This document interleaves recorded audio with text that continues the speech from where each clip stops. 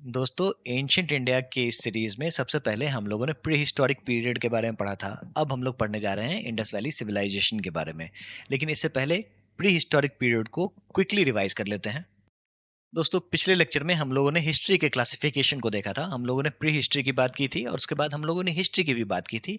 Pre history में कोई written record नहीं होता है, हिस्ट्री में रिटन रिकॉर्ड होता है। इन दोनों के बीच का एक पीरियड होता है जिसे हम लोग प्रोटो हिस्ट्री कहते हैं। ये एक तरीके का ट्रांजिशनल फेज है जिसमें जो भी रिटन डॉक्यूमेंट्स होते हैं उसको डिसाइफर अभी तक नहीं किया गया होता है। अभी जो हम लोग पढ़ने जा रहे हैं इंडस वैली सिविलाइजेशन, ठीक है, हड़प्पा सिविलाइजेशन, वो इसी कैटेगरी में बिलोंग करता है, यानी कि प्रोटो हिस्टोरिक पीरियड में बिलोंग करता है। दोस्तों स्टोन एज की हम लोगों ने बात की थी। इससे पहले एक व्यक्ति थे जिनका नाम था थॉमसन। इन्होंने क्या किया था, ये एक तरीके का क्लासिफिकेशन किया था जिसमें इन्होंने स्टोन एज, ब्रॉन्ज एज और उसके बाद आयरन एज के बेसिस पे कैटेगराइजेशन किया था। अभी जब हम लोग इंडस वैली सिविलाइजेशन की बात करेंगे तो ये ब्रॉन्ज पीरियड होगा। स्टोन एज के बारे में हम लोगों ने ऑलरेडी पढ़ लिया है, ठीक है। इसके अलावा स्टोन और ब्रॉन्ज के बीच में एक तरीके का ट्रांजिशन भी हम लोगों ने देखा था जिसको हम लोग चालको लिथिक फेज कहते हैं, जिसमें चालको का मतलब कॉपर और लिथिक का मतलब होता है स्टोन। कॉपर प्लस स्टोन मिलके जो पीरियड बनता है उसे हम लोग चालकोलिथिक पीरियड कहते हैं, है ना। और इसके बाद आता है ब्रॉन्ज एज। दोस्तों स्टोन एज के क्लासिफिकेशन को हम लोगों ने पढ़ा था, पैलियोलिथिक, मीजोलिथिक और न्यूलिथिक, और इसके बाद सिविलाइजेशन स्टार्ट होता है। अब यहाँ पे जो चीज़ आप देख रहे हो ये एक तरीके का ओवरलैप है ना। तो यहाँ पे चालकोलिथिक पीरियड था और उसके बाद हम लोग सिविलाइजेशन पे मूव करेंगे, यानी कि इंडस वैली सिविलाइजेशन के बारे में पढ़ेंगे। दोस्तों हम लोगों ने इवोल्यूशन ऑफ ह्यूमन के बारे में पढ़ा था, कैसे पैलियोलिथिक पीरियड में ही फायर का यूज शुरू हो गया था और ये जो व्यक्ति है होमो इरेक्टस, इसने पूरी दुनिया घूमना शुरू कर दिया और यही कारण था जो इसके स्कल्स जो हैं, उसके फॉसिल्स जो हैं, वो जगह जगह मिलना शुरू हो गए थे। उसके बाद हम लोगों ने रेशियल डाइवर्सिटी के बारे में पढ़ा। उसके बाद डिस्कवरी ऑफ स्टोन टूल्स के बारे में पढ़ा, किस तरीके से रॉबर्ट ब्रूस फ्रूट गार्डनिंग कर रहे थे और इनके पैर से ये हैंड एक्स टकरा गया था, जो कि हैंड एक्स जो था वो था पैलियोलिथिक पीरियड का, ठीक है। दोस्तों पैलियोलिथिक पीरियड के क्लासिफिकेशन को भी हम लोगों ने, फेजेस को भी हम लोगों ने देखा था, लोअर, मिडिल और अपर। ये जो चीज़ें मैंने यहाँ पे हाईलाइट कर रखी हैं इससे सबसे ज़्यादा सवाल पूछे जाते हैं। और हम लोगों ने देखा जो किस तरीके से अपर पैलियोलिथिक पीरियड में होमोसेपियंस यानी कि मॉडर्न मैन, ठीक है, उनका इमरजेंस हुआ, ठीक है। उसके बाद एचुलियन इंडस्ट्री की बात करें तो पहला standardized stone tool making tradition था। दोस्तों नर्मदा मैन के बारे में पढ़ा, जो किस तरीके से नर्मदा मैन, मतलब ये स्कल जो है वो हमें नर्मदा घाटी में जाके मिला। किनको मिला, तो अरुण सोनाकिया को मिला था। और ये एक तरीके का रिवोल्यूशनरी फेज था, खासकर एंथ्रोपोलॉजी के मामले में। देखा था हम लोगों ने ऑस्ट्रिच किस तरीके से पैलियोलिथिक पीरियड में हमारे यहाँ पाया जाता था। पाटने महाराष्ट्र में पहली बार ऑस्ट्रिच देखने को मिला। भीमबेटका रॉक शेल्टर्स के बारे में पढ़ा जो ये यूनेस्को का वर्ल्ड हेरिटेज साइट है, 2003 में इसे वर्ल्ड हेरिटेज साइट माना गया। और वीएस वकानकर, वक्का वक्का, इस तरीके से मैंने आपको याद कराया था, ठीक है। ये सारे के सारे पैलियोलिथिक साइट्स हैं जो कि कॉम्पिटेटिव एग्जाम्स के लिए इंपॉर्टेंट है। दोस्तों उसके बाद हम लोगों ने मीसोलिथिक पीरियड के बारे में पढ़ा था और देखा था सबसे बड़ा इवेंट यहाँ पे हुआ था डोमेस्टिकेशन ऑफ एनिमल्स, ठीक है, MES यानी कि मीसो। और फिर माइक्रोलिथ्स जो होते हैं, यहाँ पे आपको जो स्टोन्स जो थे वो टाइनी हो गए थे, ठीक है। और आइस एज का खत्म होता है और ग्रासलैंड जो होता है वो स्प्रेड होता है। सबसे इंपॉर्टेंट नियोलिथिक एज की बात की थी हम लोगों ने, ये एक तरीके का नियोलिथिक रिवोल्यूशन था। अब जो टूल्स बन रहे थे वो हाईली पॉलिश्ड थे, जिसका एग्जांपल था सेल्ट, जैसा कि आप यहाँ पे देख सकते थे। जो हैंड एक्स था वो किस तरीके से अब ये सेल्ट की शक्ल ले लेता है। पॉटरी भी इसी के समय में आया था, न्यूलिथिक रिवोल्यूशन के समय में ही आया था। एग्रीकल्चर, सेटलमेंट, ये सारे के सारी चीज़ें न्यूलिथिक पीरियड के समय में ही आया था। ये सारी की सारी जो चीज़ें हाईलाइटेड मैंने आपको यहाँ पे बताई हैं, ये कॉम्पिटेटिव एग्जाम्स के लिए इंपॉर्टेंट है। दोस्तों कश्मीर के बुरजा होम में हम लोगों ने पिट ब्यूरियल्स के बारे में बात किया था। ये सारे के सारे स्टोन एज के साइट्स हैं। इसके बाद हम लोगों ने चालकोलिथिक एज की बात की थी और कॉपर एज उसके बाद अराइव हो जाता है। दोस्तों कॉपर एज जो है ना, ठीक है, ये एक तरीके का ट्रांजिशन फेज है। इसके बाद आपको सिविलाइजेशन देखने को मिलेगा, ठीक है। इससे पहले कल्चर देखने को मिलेगा। कल्चर कॉपर एज के समय में ही कल्चर, OCP कल्चर्स वगैरह, ये सारी की सारी चीज़ें देखने को मिलती हैं। और कल्चर का ही बड़ा रूप है सिविलाइजेशन, ठीक है, जो हम लोग अभी इंडस वैली सिविलाइजेशन में डिस्कस करेंगे। चलिए शुरुआत करते हैं इंडस वैली सिविलाइजेशन की। सबसे पहले समझते हैं जो आखिरकार सिविलाइजेशन होता क्या है, ठीक है। देखो सिविलाइजेशन का मतलब होता है सभ्यता, हिंदी में सभ्यता। आप सिविल है मतलब सभ्य हैं, ठीक है। Civilization is a complex society. अब यहाँ पे सोसाइटी का रोल आपको सामने आ रहा है, ठीक है। अब लोग एक तरीके से सोसाइटी में हायरार्की बना के रह रहे हैं, कॉम्प्लेक्स सोसाइटी है, यहाँ पे आपको अर्बन डेवलपमेंट देखने को मिलता है। अब इंडस वैली सिविलाइजेशन की बात करें तो यहाँ पे अर्बन डेवलपमेंट की मिसाल पेश की गई थी। यहाँ पे आपको ग्रिड लेआउट, जो कि अर्बन डेवलपमेंट का सबसे बेस्ट फीचर माना जाता है, ग्रिड लेआउट देखने को मिलता है, ड्रेनेज सिस्टम देखने को मिलता है, ठीक है। ऐसा ड्रेनेज सिस्टम जो बहुत ही बेहतरीन अपने समय में माना जाता था। हाउस जो होते थे ग्रिड लेआउट में वो रेक्टेंगुलर पैटर्न के होते थे, इस तरीके से हाउसेस तैयार किए जाते थे। ऑर्गेनाइज्ड गवर्नेंस, देखो गवर्नेंस की बात करें तो पहली बात आपको दिमाग में ये रखना है, जो इंडस वैली सिविलाइजेशन में कोई राजा महाराजा नहीं हुआ करते थे, ठीक है। और जब राजा महाराजा नहीं थे तो कोई कॉइन भी नहीं था, ये भी आपको दिमाग में रखना है, ठीक है। तो फिर यहाँ पे चलता क्या था? सबसे पहली बात, यहाँ पे जो लोग रूल करते थे, ठीक है, वो थे आपको मर्चेंट, ठीक है, बनिया लोग थे। और यहाँ पे कॉइन नहीं था लेकिन सील जरूर था फॉर आइडेंटिफिकेशन, ठीक है। और यही सील जो है, इंडस वैली सिविलाइजेशन का जो सील है, वो डिफरेंट कंट्रीज में जाके मिला, जो कि हम लोग आगे पढ़ेंगे, ठीक है। उसके बाद सोशल हायरार्की की बात करें तो यहाँ पे एक तरीके का सोशल हायरार्की तो देखने को मिलता था, लेकिन वो एडमिनिस्ट्रेटिव रीजन के लिए था। कहने का मतलब जो भी टाउन्स हुआ करते थे वहाँ पे आपको अपर टाउन और लोअर टाउन इस तरीके से हुआ करता था। अपर टाउन जो होता था जिसको हम लोग सीटाडेल कहते हैं, ठीक है, सीटाडेल। और लोअर टाउन जो कि बेसिकली रेसिडेंशियल पर्पसेस के लिए होता था, ठीक है। इकोनॉमिक सिस्टम्स की बात करें तो जैसा कि मैंने बताया, क्वाइनेज नहीं था, कॉइन नहीं था, ठीक है, लेकिन वेट एंड मेजर्स जरूर था, ठीक है। 16 डेसिमल पे तोला जाता था चीज़ों को, मतलब 16, 60, 32, 64 इस तरीके से ये आगे बढ़ता था, ठीक है। इसके बारे में हम लोग आगे डिस्कस करेंगे, ठीक है। उसके बाद यहाँ पे कॉइन तो नहीं था लेकिन बार्टर सिस्टम को फॉलो किया जाता था, ये आपको दिमाग में रखना है, ठीक है। कल्चरल एक्सप्रेशन की बात कर लेते हैं तो आर्ट, राइटिंग एंड रिलीजन, ठीक है। शुरुआत करते हैं रिलीजन से। देखो रिलीजन, यहाँ पे रिलीजन तो था लेकिन मंदिर नहीं था, नो टेम्पल, ये आपको दिमाग में रखना है। कुछ कुछ चीज़ें यहाँ पे इंडस वैली सिविलाइजेशन में नहीं थी, जो कि आपके कॉम्पिटेटिव एग्जाम्स में स्टेटमेंट वाले क्वेश्चन में देखने को मिलेगा, पूछ देंगे जो इसमें से ये सारी चीज़ें थी, ये सारी चीज़ें नहीं थी, आपको इसमें से करेक्ट और या फिर इनकरेक्ट बताना है। जैसे आपने आपको 2 या 3 स्टेटमेंट दे दिया, उसमें सिंपल पूछ देंगे जो इसमें टेम्पल था, नहीं टेम्पल बिल्कुल नहीं था।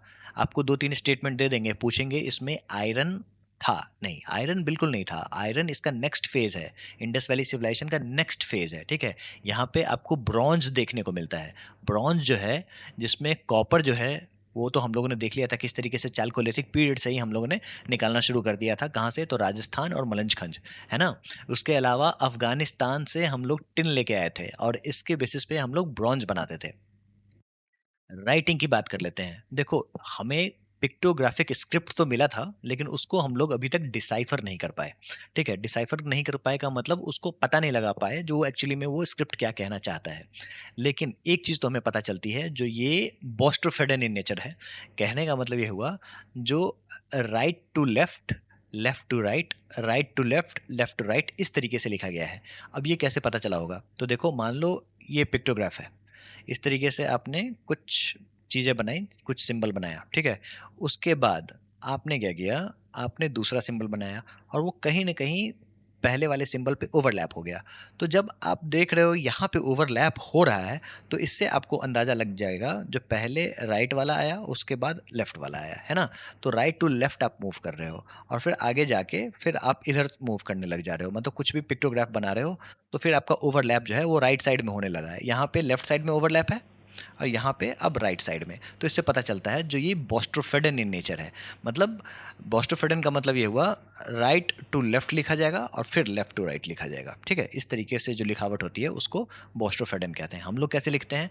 ऐसे लिखते हैं, फिर ऐसे लिखते हैं, फिर ऐसे लिखते हैं, फिर ऐसे लिखते हैं, है ना। लेकिन बोस्ट्रोफेडन जो स्क्रिप्ट होती है उसको ऐसे लिखा जाता है। तो ये तो रहा आपका छोटा सा ग्लिम्स इंडस वैली सिविलाइजेशन का, जो किस तरीके से ये सिविलाइजेशन के मायने पे खरा उतरता है। अब हम लोग बात करते हैं इंडस वैली सिविलाइजेशन के ज्योग्राफिकल फीचर्स के बारे में, ठीक है, या और भी हिस्टोरिक पीरियड के बारे में भी, ठीक है। देखो इसको हड़प्पन सिविलाइजेशन भी कहते हैं। पहला साइट जो एक्सकेवेट हुआ था वो था हड़प्पा, ठीक है, इसीलिए इसका नाम हड़प्पन सिविलाइजेशन भी कहते हैं। और किनने एक्सकेवेट किया था? तो दयाराम सहनी ने 1921 में। कॉम्पिटिटिव एग्जाम्स में ये अक्सर पूछा जाता है। अभी आपको ये सारी चीज़ें याद करने की जरूरत नहीं है, मैं आपको याद करा दूंगा, ठीक है? जो भी कॉम्पिटिटिव एग्जाम्स के लिए इंपॉर्टेंट होंगे वो मैं आपको याद करा दूंगा, आप निश्चिंत रहें, आप चीज़ों को बस समझें पहले। दोस्तों, इंडस वैली सिविलाइजेशन के टाइम पीरियड की बात करें तो 2500 BC to 1750 BC before Christ, ठीक है? जिसका मेच्योर फेज जो देखने को मिला वो मिला 2300 बीसी टू 1900 बीसी। अब ये जो पीरियड आप देख रहे हो, 1900 यहाँ पे है और 1750, यानी कि 150 साल का जो है पीरियड, जो है बीच का जो गैप है, यहाँ पे डिक्लाइन होना शुरू हुआ। डिक्लाइन के बारे में आगे हम लोग बात करेंगे, ठीक है? चलिए कंटेम्प्रेरी सिविलाइजेशन की बात कर लेते हैं। तो देखो ये है, आप मैप में देखो आप, ये है आपका इंडस वैली सिविलाइजेशन, ठीक है? जो कि इंडस रिवर के किनारे डेवलप हुआ, ऐसा कहा जाता है।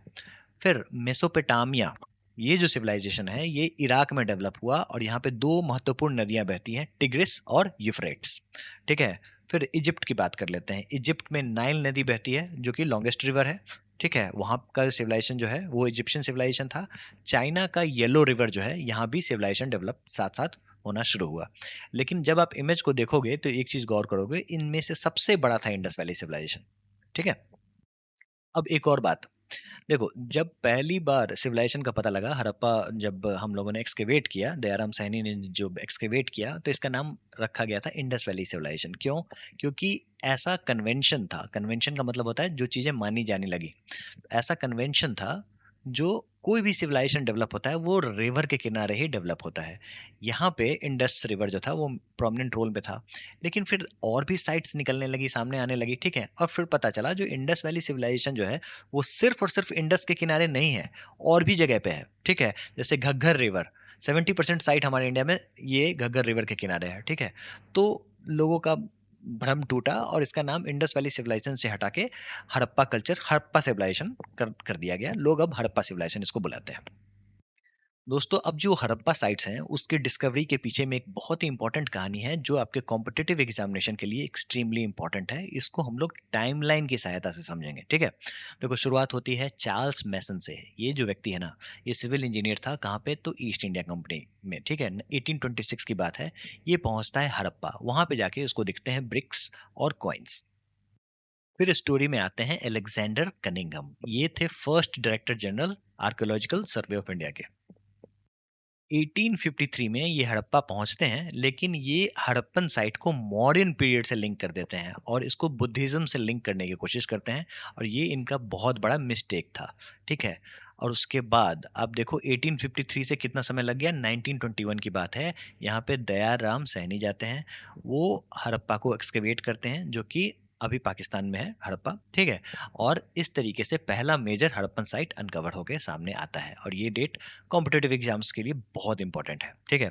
उसके बाद ठीक एक साल बाद राखल दास बैनर्जी मोहनजोदारो को एक्सकेवेट करते हैं, ये भी पाकिस्तान में है, ठीक है? और तब पता चलता है जो हमारे यहाँ अर्बन सिविलाइजेशन थी उस समय में, ठीक है?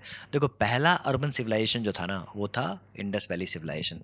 और हम अपने इंडिया में सेकेंड अर्बनाइजेशन की बात करेंगे तो वो था महाजनपदा, जो हम लोग आगे के लेक्चर में पढ़ेंगे। इंपॉर्टेंट है, पूछते हैं कॉम्पिटेटिव एग्जाम्स में, ठीक है? उसके बाद जॉन मार्शल, ये भी इंपॉर्टेंट नाम है। ये 1924 में डायरेक्टर जनरल थे, ठीक है? इन्होंने ऑफिशियली इसका नाम घोषित किया इंडस वैली सिविलाइजेशन, ठीक है? इन्हीं को ऐसा लगा था जो अक्सर सिविलाइजेशन जो होती हैं वो नदियों के किनारे डेवलप होता है, ठीक है? इसलिए इसका नाम इन्होंने इंडस रिवर पे रख दिया। बाद में पता चला जो नहीं, और भी साइट्स हैं, और फिर पहले एक्सकेवेटेड साइट यानी कि हड़प्पा के बेसिस पे इसका नाम हड़प्पा सिविलाइजेशन कर दिया गया, ठीक है? मॉन्टिमर व्हीलर जो थे, ठीक है, इन्होंने हड़प्पा में फर्दर एक्सकेवेशन कैरी किया। पहले दयाराम सैनी ने किया, उसके बाद मॉन्टिमर व्हीलर ने कैरी किया, ठीक है? उसके बाद इन्होंने सिटी प्लानिंग्स एंड फोर्टिफिकेशन को एक्सकेवेट करके सामने लाया। उसके बाद इंडिया में 1947 के बाद इंडियन साइट्स कुछ डिस्कवर हुए, जिसमें थे कालीबंगन, लोथल, धोलावीरा, ठीक है? और आज के डेट में हमारे इंडिया का सबसे बड़ा साइट बन के आया है राखीगिरी, जो कि हरियाणा में है। कॉम्पिटेटिव एग्जाम्स में अक्सर इससे सवाल पूछे जाते हैं, ठीक है? तो दोस्तों आपको एक चीज समझना होगा, जो सबसे बड़ा अगर आईवीसी का साइट पूछा जाए, ठीक है, और आपके ऑप्शन में दिख जाए मोहनजोदारो, ठीक है, तो that will be the right answer. लेकिन सिर्फ इंडिया की बात की जाए तो राखीगिरी, जो कि हरियाणा में है, वो होगा आंसर, ठीक है? तो आपको सवालों पे जरूर ध्यान देना है। अब जरा इंडिया में या फिर टोटल जितने साइट्स हैं उसके लेंथ एंड ब्रेथ की बात कर लेते हैं, वो भी इंपॉर्टेंट है, कॉम्पिटिटिव एग्जाम्स में अक्सर पूछा जाता है। दोस्तों इंडस वैली सिविलाइजेशन की बात कर लेते हैं, तो ज्योग्राफिकल एक्सटेंट को समझना काफी जरूरी है। और ये जो ज्योग्राफिकल एक्सटेंट है ना, जैसे जैसे साइट सामने आती हैं ये बड़ा होता चला जाता है। जैसे नॉर्दर्न मोस्ट पॉइंट की बात करें तो ये है मांडा, कहाँ पे है तो कश्मीर में है, ठीक है।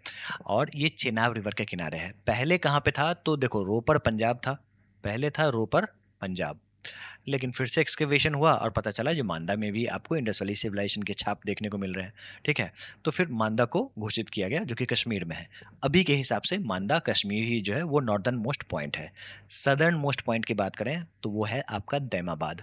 दैमाबाद अगर आपका नाम नहीं सुना सुना लग रहा है तो मैं आपको बता दूं, जो पिछले लेक्चर में हम लोगों ने पढ़ा था, जो यहीं पे विलेज कल्चर डेवलप होना शुरू हो गया था। नियोलिथिक फेज में पहली बार विलेजेस यहीं पे देखने को मिली थी। और ये प्रवर रिवर के किनारे है। प्रवर रिवर जो है वो गोदावरी रिवर की ट्रिब्यूटरी है। वेस्टर्न मोस्ट पॉइंट की बात करें तो सुख्ता जेंडोर, ये है आपका बलूचिस्तान में। सुख्ता जेंडोर वेस्टर्न मोस्ट पॉइंट है, बस यही आपको दिमाग में रखना है, ठीक है। और ये कौन से रिवर के किनारे में है तो ये है दस्क रिवर के किनारे है, ठीक है। और ईस्टर्न मोस्ट पॉइंट की बात करें तो ये है आपका हिंडौन, जो कि हिंडौन रिवर के किनारे उत्तर प्रदेश में आलमगीरपुर। ये आपको याद रख लेना है, ठीक है। दोस्तों कभी कभी ये भी पूछ देते हैं जो इसमें से आपको कितना मेजरमेंट की बात करें, ठीक है, तो ईस्ट टू वेस्ट जो है वो है 1600 किलोमीटर्स का, ठीक है। और नॉर्थ टू साउथ की बात करें तो 1400 किलोमीटर का, ये आपको पता होना चाहिए। देखो अगर मैच्योर फेज की बात करें इंडस वैली सिविलाइजेशन की तो ये इस तरीके का कुछ दिखता है, ठीक है। और यहाँ पे जो आप देख रहे हो क्याथा कल्चर, आहार, बनास कल्चर, जोधपुरा कल्चर, ये सारे के सारे चालकोलिथिक कल्चर हैं, ठीक है। यानी कि कॉपर फेज जो हम लोगों ने पढ़ा था, चालकोलिथिक फेज, उस समय के कल्चर हैं। और ये सारे के सारे जो हैं ये इंडस वैली सिविलाइजेशन से रिलेटेड है। और ये सिर्फ और सिर्फ इतना ही बड़ा नहीं है, यहाँ पे अफगानिस्तान का एक साइट है जिसका नाम है शोर्टुगाई, ठीक है। शोर्टुगाई जो है ये अफगानिस्तान का में है, ये भी इंडस वैली सिविलाइजेशन का साइट है। तो इंपॉर्टेंट है, ये आपको पता होना चाहिए। देखो दोस्तों इस लेक्चर के दो पार्ट हैं। पहला पार्ट जो है इसमें आपको इंडस वैली सिविलाइजेशन के बारे में समझना है, इसमें स्टेटमेंट बेस्ड जितने भी क्वेश्चंस होंगे वो आपको कवर हो जाएंगे। दूसरा पार्ट जो है इसमें कौन सा साइट में क्या मिला क्या नहीं मिला, ठीक है, उसकी बात करेंगे हम लोग। और ये अक्सर याद नहीं होता है तो इसको हम लोग नेमोनिक्स की सहायता से याद करेंगे। मैंने कोशिश की है आपको याद कराने की, उससे मुझे याद हो गया और आपको भी याद हो जाएगा और आप जिंदगी भर नहीं भूलोगे, ये मेरी पर्सनल गारंटी है आपको। बस आप एग्जामिनेशन से पहले एक बार इस नोट को देख लेना। दोस्तों इंडस वैली सिविलाइजेशन की सबसे बड़ी खासियत अगर कही जाए ना तो वो था उनका urban planning and architecture. Grid system follow होता था, यानी कि घर जो बने होते थे वो इस तरीके से ग्रिड पैटर्न पे बने हुए होते थे, ठीक है। और ये एक तरीके का मॉडर्न आर्किटेक्चर माना जाता था। इसके अलावा सिटाडेल एंड लोअर टाउन देखने को मिलता था। देखो ये ऊपर में आपका सिटाडेल है, ये वाला जो इलाका है ये एडमिनिस्ट्रेटिव पर्पस के लिए यूज होता था, ठीक है। और ये रहा आपका लोअर टाउन, ये रेसिडेंशियल पर्पस के लिए यूज होता था। ये जो आप देख रहे हो ना इसको कहते हैं ग्रेट बाथ। कहाँ पे देखने को मिलता है तो ये मिलता है मोहनजोदारो में। अभी याद मत करो, ठीक है, अगर आपको पता है तो अच्छी बात है, याद करने की जरूरत नहीं, मैं करा दूंगा, ठीक है, अच्छे से याद करा दूंगा, मैं नहीं भूलोगे, ठीक है। अब ये जो ग्रेट बाथ है ना वो किस लिए यूज होता था तो ये बेसिकली रिचुअल्स के लिए यूज होता था, ठीक है। तो यानी कि रिचुअल्स में लोग बिलीव करते थे, ऑल्दो टेम्पल्स नहीं थे लेकिन रिचुअल्स तो थे, ठीक है। ग्रेट बाथ्स की बात करें तो ये इसको ना मतलब अब इसको पानी के लीकेज को रोकने के लिए इसको बिटुमिन से पेंट किया गया था। यहाँ पे डायमेंशन भी कभी कभी कॉम्पिटेटिव एग्जाम्स में पूछ देते हैं, इसलिए मैंने यहाँ पे मेंशन कर दिया है। दोस्तों डायमेंशन तो ऐसे इसी चीज़ों को पूछते हैं कॉम्पिटेटिव एग्जाम्स में जो मैं आगे आपको बताऊंगा, ठीक है। जो आप भी आश्चर्य करोगे ये भी पूछ देते हैं। वैसे आप ग्रेट बाथ की डायमेंशन की बात करें तो ये मोहनजोदारो में जो साइट मिला था ग्रेट बाथ यहीं पे है ये 11.88 इंटू 7.01, ठीक है। डेप्थ की बात करें तो 2.43 मीटर, ठीक है। अब आते हैं ग्रेनरीज पे। तो मोहनजोदारो में आपको सबसे बड़ा ग्रेनरी मिला था जैसा कि आप यहाँ पे इमेज में देख सकते हैं। और इसका अगर डिपिक्शन तैयार किया जाए तो वो कुछ इस तरीके का दिखता होगा, ठीक है। और ये लार्जेस्ट ग्रेनरी है। याद जैसा कि मैंने आपको बताया मैं करा दूंगा, आप चिंता मत करो। हड़प्पा में भी ग्रेनरी देखने को मिलता है। ये था आपका 12 रूम ग्रेनरी, 6 इन अ रो, 6 इधर से और 6 इधर से, ठीक है। ड्रेनेज सिस्टम की बात कर लेते हैं। देखो ड्रेनेज जैसा कि हम लोगों ने देखा अर्बन प्लानिंग में जो किस तरीके से ग्रिड सिस्टम हाउसिंग के लिए पैटर्न फॉलो किया जाता था, ड्रेनेज सिस्टम इनका इतना एडवांस था जो सबसे पहले ड्रेन्स तैयार किए जाते थे और उसके बाद घर तैयार किया जाता था ताकि कनेक्टिविटी जो हो वो बनी रहे अच्छे तरीके से, हर घर जो हो वो ड्रेन से कनेक्टेड हो। ड्रेन्स कैसे आपको दिख रहे हैं? कवर्ड, कवर्ड दिख रहे हैं, ठीक है। इसके अलावा आपको इसमें मैन होल भी होता था, जिससे लोग साफ इसको जिसको समय समय से इसको साफ कर सकें और इसका मेंटेनेंस कर सकें। इकोनॉमी की बात कर लेते हैं। तो जैसा कि मैंने बताया, जो इकोनॉमी में बार्टर सिस्टम फॉलो होता था। बार्टर सिस्टम का मतलब क्या होता है? बार्टर सिस्टम का मतलब होता है, तुमने अगर चावल उगाया तो तुम मुझे चावल दोगे, ठीक है, और मैंने गेहूं उगाया तो मैं आपको गेहूं दूंगा। तो ये एक तरीके का एक्सचेंज सिस्टम होता है, इसको बार्टर सिस्टम कहते हैं। एग्रीकल्चर की बात करें तो देखो, एग्रीकल्चर जो है वो नियोलिथिक फेज से ही स्टार्ट हो गया था, और ये तो अपने आप में एक सिविलाइजेशन है, यहाँ तो होगा ही होगा। तो यहाँ पे वीट, बार्ली, कॉटन, पहली बार हम लोगों ने ही कॉटन उगाया उगाया था, अगर हम लोग अपने आप को आईवीसी से रिलेट करके देखें तो, मतलब इंडस वैली सिविलाइजेशन से रिलेट करके देखें तो। और ग्रीक जो था, ग्रीक जो थे वो इसको सिंडोन बुलाते थे, सिंध नदी के पार में ये उगाया जाता था, इसलिए इसको सिंडोन बोला करते थे, ठीक है। फिर राइस का भी एविडेंस मिलता है इंडस वैली सिविलाइजेशन में। कहाँ पे? तो लोथल में। और एक और साइट है रंगपुर, पास में ही है, जैसा कि आप यहाँ पे इमेज में देख सकते हैं। ये रहा, आप मैप में देखो, ये रहा लोथल, ठीक है, जो एक तरीके का डॉक सिटी था, और यहीं पे है रंगपुर। तो लोथल और रंगपुर कॉम्पिटेटिव एग्जाम्स में जो भी आपको दिख जाए कंसिडर कर लेना। इरिगेशन की बात करें तो बेसिकली ये लोग फ्लडिंग पे निर्भर करते थे। जो इंडस रिवर का जो फ्लड आता था वो एक तरीके से इनके खेत को इरिगेट करता था और फर्टाइल सॉइल लेके आता था, और इसी बेसिस पे ये लोग खेती किया करते थे।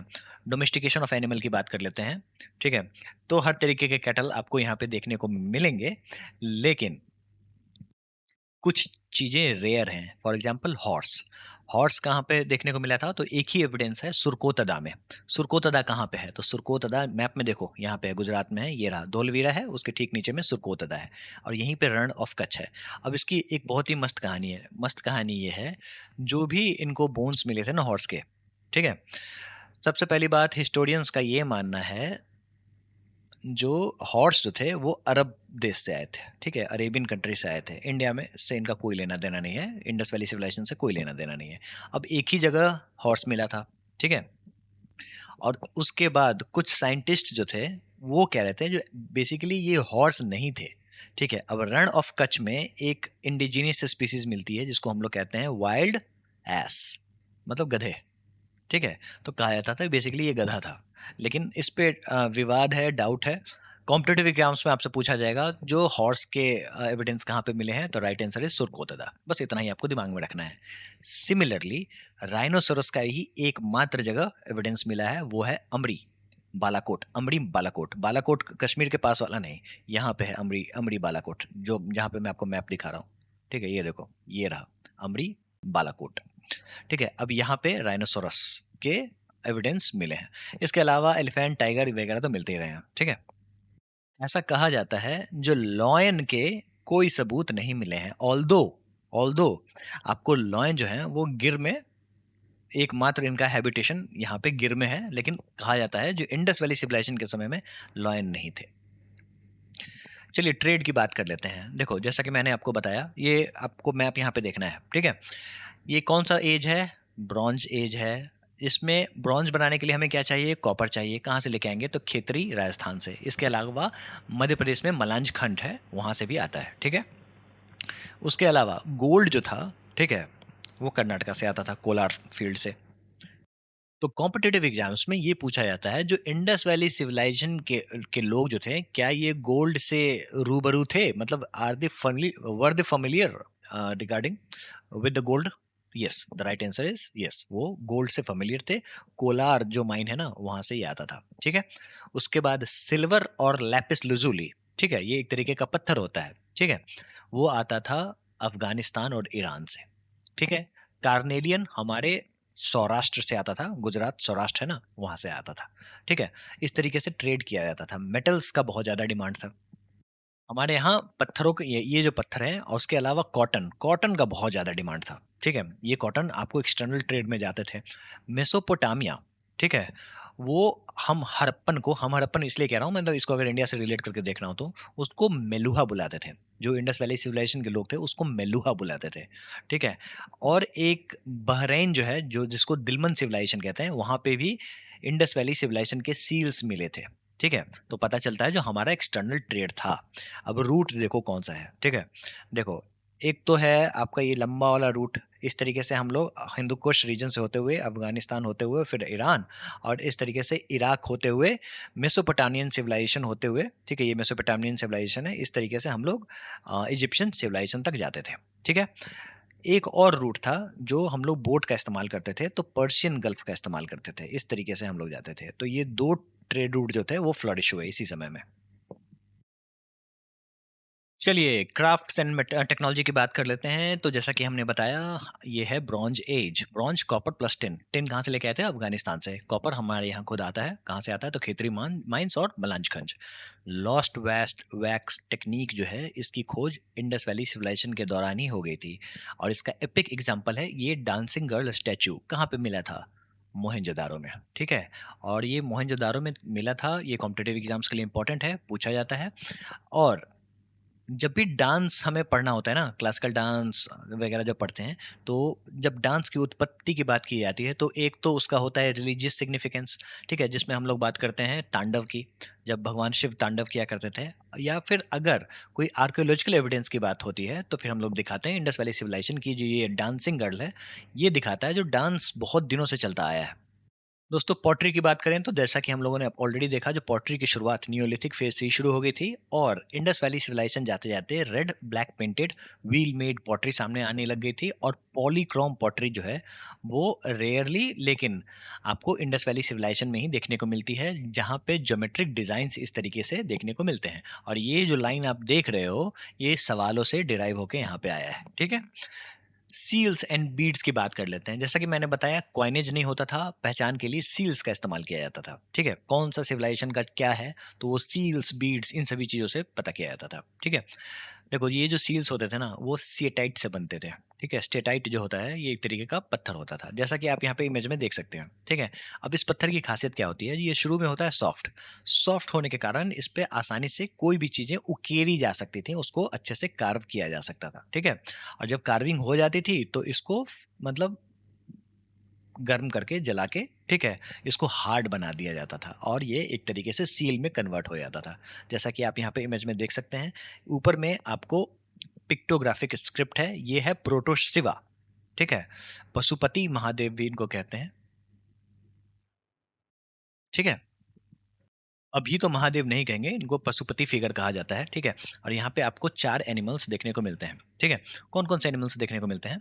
तो देखो यूपीएससी एग्जामिनेशन में एक निमोनिक्स है, एक्रोनिम है BETR, bull, elephant, tiger and rhino. ठीक है। तो ये आपको दिमाग में रखना है। बेटर। बीड्स जो होते हैं, जिससे माला बनती थी, बीड्स जो बंद होते थे, एक तो कार्नेलियन स्टोन का इस्तेमाल किया जाता था, जो कि सौराष्ट्र रीजन से आता था, और लैपिस लजुली जो कि अफगानिस्तान से आता था, है ना, और ईरान से आता था। चलिए रिलीजन एंड बिलीफ की बात कर लेते हैं। सबसे इंपॉर्टेंट लाइन ये है, जो वहाँ पे टेंपल नहीं हुआ करते थे। कॉम्पिटेटिव एग्जाम्स में यही बार बार स्टेटमेंट में दे दिया जाता है, और वही ऑप्शन इनकरेक्ट होता है। ठीक है। क्योंकि इंडस वैली सिविलाइजेशन से आपको सबसे ज्यादा स्टेटमेंट बेस्ड क्वेश्चंस आते हैं। ठीक है। अब ये जो स्टेटमेंट बेस्ड क्वेश्चन रहेंगे, उसमें साइट के बारे में कुछ कुछ इन्फॉर्मेशन दे देंगे, और उनके बिलीफ, रिलीजन, टाउन प्लानिंग, इन्हीं सब, एग्रीकल्चर, ट्रेड, इसी से जुड़ा हुआ एक स्टेटमेंट दे देंगे आपको। ठीक है। अब चलिए वर्शिप प्रैक्टिस की बात कर लेते हैं। तो देखो मदर गॉडेस, ये जो स्टैचू है, मोहनजोदारो से ये भी मिला था, आपको मैं आगे याद करा दूंगा। ठीक है। ये फर्टिलिटी वर्शिप को सिंबलाइज करता है। ये टेराकोटा का बना हुआ है। ठीक है, मिट्टी का बना हुआ है, टेराकोटा का बना हुआ है। पशुपति सील, जैसा कि हम लोगों ने यहाँ पे देखा, जिसमें आपको योगिक पोस्चर दिखाया गया है, इसी की पूजा होती है। ठीक है। बुल, एलिफेंट, टाइगर और राइनो से बना हुआ है। राइनो, यहाँ पे 4 एनिमल देखने को मिलते हैं, याद मैंने आपको बेटर से करा दिया है। ठीक है। और ये अर्ली फॉर्म ऑफ शिवा माना जाता है। अब देखो इसके इंडस वैली सिविलाइजेशन के बाद क्या है? वैदिक एज। ठीक है। अब ऐसा कहा जाता है, जो ये वैदिक एज में जो शिव की पूजा की जाती है, या फिर आपको लिंग की पूजा, योनि की पूजा जो की जाती है, वो इंडस वैली सिविलाइजेशन से चल के आया है, ऐसा लोगों का मानना है। ठीक है। इसके अलावा आपको ये जो स्वस्तिक का साइन देख रहे हो, ये भी इंडस वैली सिविलाइजेशन के दौरान ही देखने को मिला, और उसके बाद ये हमारे कल्चर, वैदिक कल्चर में आया। सिर्फ हमारे ही कल्चर में नहीं आया। ठीक है। लोग अक्सर क्या होता है, जो दूसरे कंट्री के स्वस्तिक को देखते हैं, फेसबुक वगैरह पे इमेज देखता हूँ मैं। ठीक है। दूसरे कंट्री के स्वस्तिका को देख के कहते हैं क्या, जो ये तो हमारे ही कंट्री से आया, अच्छी बात है। ठीक है। अगर हम लोग इंडस वैली सिविलाइजेशन की ही बात करें, तो आप देख सकते हैं ये इतने कंट्रीज में स्वस्तिका का इस्तेमाल होता है। ठीक है? इंडिया, रशिया, जर्मनी, यूएसए, हर लगभग हर बड़े कंट्री में आपको स्वस्तिका देखने को मिलेगा। ठीक है? तो हम लोगों ने क्या पढ़ा? हम लोगों ने रिलीजन एंड बिलीफ में सबसे पहली बात, टेम्पल्स नहीं होते थे, ठीक है? पशुपति सील की पूजा होती थी, मदर गॉडेस की पूजा की जाती थी, डिपिक्शन एनिमल का मैंने ऑलरेडी बता दिया, और लिंग की पूजा होती थी और योनि की पूजा की जाती थी, जो कि प्रोटो हिंदू प्रैक्टिसेस माना जाता था। कहने का मतलब जो वैदिक कल्चर आया था वहाँ भी ये सारी चीज़ें देखने को मिलती थी, है ना? स्क्रिप्ट की बात कर लेते हैं तो ये अभी तक अनडिसाइफर्ड है। 500 पिक्टोग्राफ्स अभी तक हमारे पास उपलब्ध हुए हैं, ठीक है? जिसको हम लोगों ने अभी तक डिसाइफर नहीं किया है या फिर नहीं कर पाए हैं। पिक्टोग्राफिक का मतलब हुआ पिक्चर के फॉर्म में, जो स्क्रिप्ट है वो पिक्चर के फॉर्म में लिखी जाती है, ठीक है? और बोस्ट्रोफिडन है, कहने का मतलब ये हुआ right to left, then left to right, इस तरीके से ये लिखी जाती है। उसके बाद वेट एंड मेजर की बात करें तो based on 16 and it's multiples. और आपको एक साइट है लोथल, लोथल में मिला था आपको आइवरी स्केल, जो कि 16 के मल्टीपल्स में आपको ये वेट रखा हुआ था, ठीक है? जिससे हम लोग तौलते हैं। तो इससे ये पता चलता है जो वेट्स एंड मेजर्स थे वो 16 के मल्टीपल्स में ही है। चलिए अब डिक्लाइन की थ्योरी समझ लेते हैं, उसके बाद हम लोग इंपॉर्टेंट साइट्स की बात करेंगे, ठीक है? आप निश्चिंत रहो, मैं सारे इंपॉर्टेंट साइट्स आपको याद करा दूंगा, इस तरीके से याद करा दूंगा जो आप नहीं भूलोगे। एक या दो बार आप बस रिवाइज कर लेना एग्जामिनेशन से पहले, ठीक है? डिक्लाइन की थ्योरी की बात कर लेते हैं, इससे स्टेटमेंट बेस्ड क्वेश्चंस आपके कॉम्पिटेटिव एग्जाम्स में आएंगे। क्लाइमेट चेंज की बात कर लेते हैं तो देखो, ड्राइंग ऑफ घग्गर हाकरा रिवर। दोस्तों शुरुआत में हम लोगों ने ये समझा था जो ये इंडस वैली सिविलाइजेशन है, बाद में पता चला जो भाई सिर्फ ये इंडस रिवर के किनारे ही नहीं है, डिफरेंट रिवर के किनारे भी है, जिसमें घग्गर हाकरा जो है वो 70% कॉन्ट्रीब्यूट करता है। सरस्वती नदी आपने सुना होगा। अब ये नदी सूख गई तो फिर मर्चेंट थे ये सारे के सारे, क्योंकि यहाँ पे कोई किंग तो थे नहीं, मर्चेंट के द्वारा ये रूल किया जाता था इंडस वैली सिविलाइजेशन, ठीक है? तो इन लोगों ने मूव कर लिया था, ऐसा कहा जाता है। फिर ऐसा कहा जाता है जो ब्रिक मेकिंग, जो यहाँ पे आपको सारे के सारे ब्रिक ग्रिड लेआउट पैटर्न पे घर बना हुआ है, ब्रिक्स वगैरह जो बनी हुई हैं, ठीक है? ब्रिक मेकिंग में टिम्बर का इस्तेमाल बहुत ही ज़्यादा होता था, लकड़ी का इस्तेमाल बहुत ही ज़्यादा होता था। इससे डिफॉरेस्टेशन हुआ, इससे बाढ़ आ गई, बाढ़ आ जाने के बाद पूरा का पूरा सिविलाइजेशन ही तबाह हो गया, ठीक है? फ्लड आया, अर्थक्वेक आया। एविडेंस कहाँ पे मिला? तो मोहनजोदारो में। अर्थक्वेक के एविडेंस और भी हमें मिलते हैं, कहाँ पे मिलते हैं? तो ये मिलते हैं कालीबंगन में। यहाँ तो बता दे रहा हूँ, कैसे याद रहेगा ये सारी चीज़ें, डोंट वरी। आर्यन इन्वेजन की बात कर लेते हैं तो ऐसा कहा जाता है जो देखो इंडस वैली सिविलाइजेशन के बाद जो आर्यन जो थे वो 1500 में बीसी में वो हमारे कंट्री में आते हैं, ठीक है? लेकिन ये एक तरीके का डिबेटेड चीज़ है, क्योंकि नो मास कॉन्फ्लिक्ट रिपोर्ट हुआ है, मतलब अभी तक कोई मास कॉन्फ्लिक्ट के कोई भी सबूत नहीं मिले हैं, ठीक है? दोस्तों ऐसा कहा जाता है जो इंडस वैली सिविलाइजेशन जो थे ना, वो बेसिकली जो लोग, जो मर्चेंट लोग जो रूल करते थे वो बेसिकली द्रविडियंस थे। कैसे पता चला? तो जो स्क्रिप्ट की मैंने बात की थी, ठीक है, जिसको अभी तक हम लोगों ने डिसाइफर नहीं किया है, उसका ठीक से पता नहीं लगाया है, वो बोस्ट्रोफेडन इन नेचर है, इस तरीके से लिखे जाते थे। वो सिमिलर हैं द्रविडियन स्क्रिप्ट्स के, ठीक है? तो इस बेसिस पे भी कहा जाता है जो ये जो इंडस वैली के लोग थे वो शायद द्रविडियन थे। दोस्तों ये रहा आपका इंडिया और पाकिस्तान का मैप, ठीक है? इनफैक्ट अफगानिस्तान का, ये है आपका पाकिस्तान, ये है आपका इंडिया, और ये है आपका अफगानिस्तान। इसका इस्तेमाल करेंगे हम लोग साइट्स को समझने के लिए, साइट्स को पढ़ने के लिए।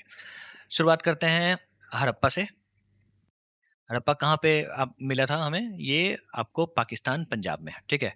देखो ये है अपना पंजाब, ये है पाकिस्तान पंजाब, ठीक है? यहाँ पे आपका हड़प्पन साइट है। ये पहला साइट था इंडस वैली सिविलाइजेशन का, ठीक है? किस रिवर के किनारे हैं, कॉम्पिटेटिव एग्जाम्स में पूछा जाता है, ठीक है? तो रावी नदी के किनारे है, ये आपको याद करना पड़ेगा और कोई उपाय नहीं है, ठीक है? यहाँ पे 12 रूम ग्रैनरी देखने को मिला, ठीक है? उसके बाद फर्स्ट सील डिस्कवर यहीं पे किया गया था जो कि यूनिकॉर्न मोटिफ का था। और Citadel and lower town division जो कि एडमिनिस्ट्रेटिव पर्पस और रेजिडेंशियल पर्पस के लिए था, वो भी हम लोगों ने ऑलरेडी देख लिया है। मोहनजोदारो की बात कर लेते हैं। अब ये जो मोहनजोदारो है वो है आपका यहाँ पे, ठीक है? इस रीजन में, सिंध रीजन में, पाकिस्तान में, ठीक है? इंडस रिवर के किनारे है, इस तरीके से जो इंडस रिवर आती है, इंडस रिवर के किनारे है। यहाँ का सबसे इंपॉर्टेंट है साइट का ग्रेट पाथ, जो कॉम्पिटेटिव एग्जाम्स के लिए एक्सट्रीमली इंपॉर्टेंट है, बार बार सवाल पूछे जाते हैं, ठीक है? ये जो ग्रेट बाथ था वो रिचुअल बाथिंग के लिए इस्तेमाल किया जाता है, और इसको पानी से बचाने के लिए, मतलब पानी के सीपेज को बचाने के लिए इसमें बिटुमिन से इसको लाइन किया जाता है, ठीक है? उसके बाद यहाँ पे ये प्रीस्ट किंग स्टैचू जो कि स्टेटाइट का बना हुआ है वो भी मिलता है, और ट्विटर पे एक कैंपेन चला था जहाँ पे इनको मोदी जी बताया गया था, जब चुनाव चल रहा था ना उसके समय की बात है। कहा जाता है मोदी जी आज से नहीं है पहले से हैं, ठीक है? तो ट्विटर पे इनके इनका इमेज डाल के कैंपेन भी चलाया गया था। खैर, ग्रिड प्लान स्ट्रीट्स की बात करें, ठीक है? तो जैसा कि हम लोगों ने ऑलरेडी देखा, टाउन प्लानिंग में इंडस वैली सिविलाइजेशन नंबर 1 था, मतलब यहाँ पे ग्रिड प्लान देखने को मिलता था, ठीक है? उसके बाद डांसिंग गर्ल ब्रॉन्ज स्टैचू यहाँ पे मिलता है, और कॉम्पिटिटिव एग्जाम्स में ये पूछ देते हैं जो ये इसका हाइट कितना था। तो आप देख लो, ये हाइट था 10.8 सेंटीमीटर हाइट, ठीक है? अप्रोक्सीमेट अगर पूछ देंगे तो 11 सेंटीमीटर हाइट, ठीक है? 11 सेंटीमीटर का ये स्टैचू था। मेजर सिटीज की बात करें हैं तो लोथल गुजरात, ठीक है? कौन से रिवर के किनारे है, सबसे ज्यादा सवाल यही पूछा जाता है, तो आंसर इज भोगावा, ठीक है? और यहाँ पे हमारा पहला डॉकयार्ड देखने को मिलता है, ठीक है? और जो दिखाता था, जो इंडस वैली सिविलाइजेशन के लोग थे वो मैरीटाइम ट्रेड करते थे। इसके अलावा जब ट्रेडिंग होती थी तो फिर अनाज जो है वो इधर से उधर जाते थे और आते थे, ठीक है? और यही कारण है यहाँ पे राइस हस्क भी मिलता है, early evidence in India rice husk का यहीं से मिलता है, ठीक है? इसके अलावा मैंने आपको बताया रंगपुर, ये भी इंपॉर्टेंट है। उसके बाद फायर अल्टर्स मिलते हैं, पर्शियन गल्फ ट्रेड लिंक्स भी देखने को मिलता है, ठीक है? कालीबंगन कहाँ पे है ये? तो ये है राजस्थान में, ठीक है? राजस्थान इंडिया में, ठीक है? उससे पहले बता दें लोथल कहाँ पे है, तो लोथल गुजरात में है, ठीक है? और कालीबंगन कहाँ पे है, तो राजस्थान में, ठीक है?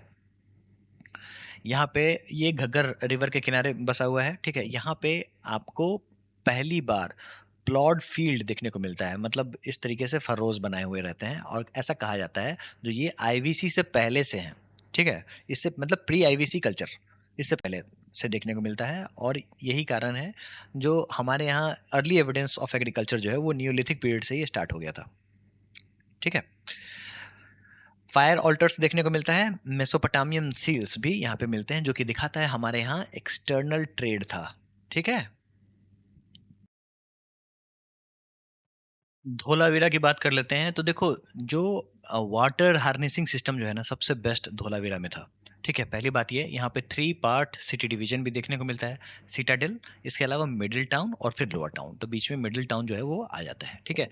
और वाटर रिजर्वोयर्स यहाँ पे देखने को मिलेंगे 7 मीटर डीप और 79 मीटर लॉन्ग, ये भी एक्स्ट्रा इन्फॉर्मेशन है, लेकिन अब बस आप जान लो। राखी गिरी जो है ये हरियाणा में स्थित है, सबसे ज़्यादा सवाल यही पूछे जाते हैं, और ये इंडिया का सबसे बड़ा हड़प्पन साइट है, ठीक है? जहाँ पे अर्ली और मैच्योर हड़प्पन फेजेस दोनों के एविडेंस मिले हैं। तो यही चीज़ मैंने यहाँ पे लिस्ट में दे रखी है ताकि आप क्विकली रिवाइज कर पाओ। अब आते हैं नेमोनिक्स पे, ठीक है? ये मैंने इसलिए बनाया है क्योंकि बहुत ज़्यादा दिक्कत होती है आपको हड़प्पन साइट्स को याद करने में, और कॉम्पिटिटिव एग्जाम्स में जब भी स्टेटमेंट बेस्ड सवाल पूछे जाते हैं उसमें एक चीज़ साइट से रिलेटेड पूछ देंगे, ठीक है? और वो पता लगाना जो ये सही में वो चीज़ है या नहीं है, वो थोड़ा सा मुश्किल है। तो जो भी अक्सर सवालों में ज़्यादा दिखे हैं उसी को मैंने यहाँ पे इंक्लूड किया है, जो आपका काम आसान कर देगा, ठीक है? सबसे पहली बात, ये हड़प्पा का साइट है, पहली बार इसको किसने एक्सकेवेट किया था, तो दयाराम सैनी ने एक्सकेवेट किया था 1921 में, ठीक है? तो यहाँ पे मैंने इस कैरेक्टर को लिया है, अगर आपने सीआईडी नहीं देखी है, ठीक है, तो उसका ये कैरेक्टर है दया, ठीक है? और ये रो रहा है, क्यों रो रहा है? क्योंकि ये अपने आप को हारा हुआ महसूस कर रहा है। क्यों हारा हुआ महसूस कर रहा है? क्योंकि ये गया था ग्रेनरीज का दरवाजा तोड़ने, लेकिन ग्रेनरीज में तो कोई दरवाजा ही नहीं था, यहाँ पे सब कुछ तबाह हो रखा था, ठीक है? उसके अलावा इसको एक कॉफिन भी देखने को मिलता है, और यही कारण है जो हड़प्पा ही एक ऐसी जगह है जहाँ पे कॉफिन ब्यूरियल देखने को मिलता है, ठीक है? तो कॉम्पिटिटिव एग्जाम्स में अगर पूछ दें तो बस इसको आपको कंसिडर कर लेना है। दया से दयाराम सैनी आपको याद हो जाना चाहिए। 1921 की बात है जब पहली बार हड़प्पन साइट को एक्सकेवेट किया गया था, और ये इंडस वैली सिविलाइजेशन का पहला साइट था। ठीक ठीक है? ये व्यक्ति रो रहा है कॉफिन को देख के, तो कॉफिन ब्यूरियल जो है वो भी हड़प्पा में है। इसके अलावा रेड जैस्पर टॉर्सो भी देखने को मिलता है, मतलब ये थोड़ा सा सरकटी लाश की तरह लगता है, जो इस पूरे के पूरे चीज़ को और भी हॉरर हॉरर बना दे रहा है। वैसे आपको बता दें जो इस तरीके का जो टॉर्सो है ना, एक और जगह देखने को मिलता है, वो है लोहानीपुर, जो कि इंडस वैली सिविलाइजेशन से कोई लेना देना नहीं है, तो भी कंफ्यूज मत होना। जो ये टॉर्सो देखा देखा लग रहा है, सुना सुना लग रहा है, ये है आपका रेड जैस्पर टॉर्सो, जो कि हड़प्पा के साइट पे ही मिला था पहली बार, ठीक है? उसके अलावा ये आपको कुछ फिएंस एक तरीके का पत्थर होता है, उसके स्लैग देखने को मिलते हैं, ये एक तरीके की इंडस्ट्री को शो करता है। अब ये कॉम्पिटिटिव एग्जाम्स में सवालों में मुझे दिख गया, इसलिए मैंने इसको भी यहाँ पे इंक्लूड कर दिया है। इसके अलावा बुल्लक कार्ट भी यहाँ पे देखने को मिलता है। अब ग्रेनरी है, इतनी बड़ी ग्रेनरी है तो फिर बुल्लोक कार्ट तो होगा ही होगा ना, तो ये टूटा हुआ बुल्लोक बुल्लोक कार्ट भी यहाँ पे देखने को मिलता है। और 12 ग्रेनरीज के यहाँ पे सबूत मिलते हैं जहाँ पे ये दया आता है दरवाज़ा तोड़ने के लिए, लेकिन बेचारा नहीं तोड़ पाता है क्योंकि दरवाज़ा होता ही नहीं है और ये रोने लग जाता है और दया की भीख मांगता है और हारा हुआ महसूस करता है। तो हारा हुआ से हड़प्पा, दया से दयाराम सहनी और 12 ग्रेनरीज, जैसा कि मैंने आपको बताया। इसको अगर आप दिमाग में फ्रेम कर लेते हो, तो जब आप इसको रिवाइज करोगे हार्डली कितना लगेगा, 30 सेकंड लगेगा रिवाइज करने में। कॉम्पिटेटिव एग्जाम्स में अगर हड़प्पा से कोई भी सवाल आ गया, तो आपको सबसे पहले तो ये पता होना चाहिए जो ये है कहाँ पे, ये साइट है कहाँ पे, तो रावी नदी के किनारे है, पंजाब पाकिस्तान में है, ठीक है। और बाकी ये सारी चीज़ें आपको अगर आपने रिकॉल कर ली तो फिर आपके कॉम्पिटेटिव एग्जाम्स में सवाल आपसे नहीं छूटेंगे। Second most important site Mohenjodaro, ठीक है। ठीक 1 साल बाद ये भी इसका एक्सकेवेशन होता है। कौन करते हैं, तो ये करते हैं राखलदास बैनर्जी, ठीक है। यहाँ पे जो आप इमेज देख रहे हो, आप इसको अगर याद करो तो ये है आपका ग्रेट बाथ, देख रहे हो ये सारी चीज जो ग्रेट बाथ की है ना। यहाँ पे पूजा की जाती है किसकी, ठीक है। तो एक तरीके का रिचुअल होता है, ये मैं हाइपोथेटिकल स्टोरी सुना रहा हूँ ताकि आपको दिमाग में एक पिक्चर बन जाए। तो यहाँ पे पूजा की जाती है मदर गॉडेस और प्रोटोसिवा की, ये जो सील है यहाँ पे आप देख सकते हैं, ठीक है। ये दोनों यहीं पे मिले थे इसीलिए इनकी पूजा की जाती है, ठीक है। और पूजा करने वाले कौन व्यक्ति हैं, तो ये प्रीस्ट है, ठीक है। और ये जो steatite statue of beard man है, जिसको अक्सर लोग मोदी जी से कंफ्यूज हो जाते हैं, ठीक है। तो ये भी मोहनजोदारो में ही इनका एक्सकवेशन हुआ है। तो कॉम्पिटेटिव एग्जाम्स में अगर ये पूछ दे जो ये बियर्ड मैन कहाँ मिले थे, तो मोहनजोदारो, ठीक है। अब ये पूजा करने के लिए ये ग्रेट बाथ में आते हैं और इसकी पूजा करते हैं। और इतने देर में ये डांसिंग गर्ल जो है यहाँ पे, ब्रॉन्ज डांसिंग गर्ल जो है, ये यहाँ पे डांस परफॉर्म करती है, ठीक है। देखने के लिए चीफ गेस्ट में आई हुई है ममता बनर्जी, जो कि ये इस बंदर को ये दाना दे रही हैं, कुछ दे रही हैं। ये इमेज जो है ये हाल ही में वायरल हुई थी, ठीक है, जिसमें ममता बनर्जी एक बंदर को दाना दे रही है। यहीं से मैंने इस इमेज को लिया है। अब ममता बनर्जी आपको राखलदास बनर्जी याद करा देगा, जो सबसे ज़्यादा सवाल पूछा जाता है। क्या पूछा जाता है सबसे ज़्यादा सवाल, ये पूछा जाता है जो मोहनजोदारो का मतलब क्या होता है, तो माउंट ऑफ द डेड कहाँ पे ये साइट है, तो ये सिंध पाकिस्तान में है, ठीक है। इंडस रिवर के किनारे है, ठीक है। रिवर के किनारे भी इंपॉर्टेंट है, पूछते हैं। और किसने इसको एक्सकेवेट किया था, तो राखलदास बैनर्जी ने, ठीक है। तो ये भी आपको याद हो जाना चाहिए। यहाँ पे भगवान कृष्ण है, ये भी पहुंचे हुए हैं, मोहन, इससे आपको मोहनजोदारो याद करने में मदद होगी, इसलिए मैंने ये भी इंक्लूड कर दिया है, ठीक है। उसके बाद ये जो आप देख रहे हो ये क्या है, तो ये है ग्रेनरी। कौन सा ग्रेनरी, तो ग्रेट ग्रेनरी। दोस्तों 12 ग्रेनरीज की बात करें तो हम लोगों ने देखा था हड़प्पन सिविलाइजेशन में, यहाँ पे ग्रेट ग्रेनरी की बात हो रही है, ठीक है। और इसके अलावा अब देखो ये भगवान शिव की पूजा हो रही है और नंदी बुल ना पहुंचे हो नहीं सकता, तो फिर ये एक ब्रॉन्ज बुल है जो एक्सकेवेट किया गया था मोहनजोदारो से, ठीक है, वो भी यहाँ पे पहुंच जाता है।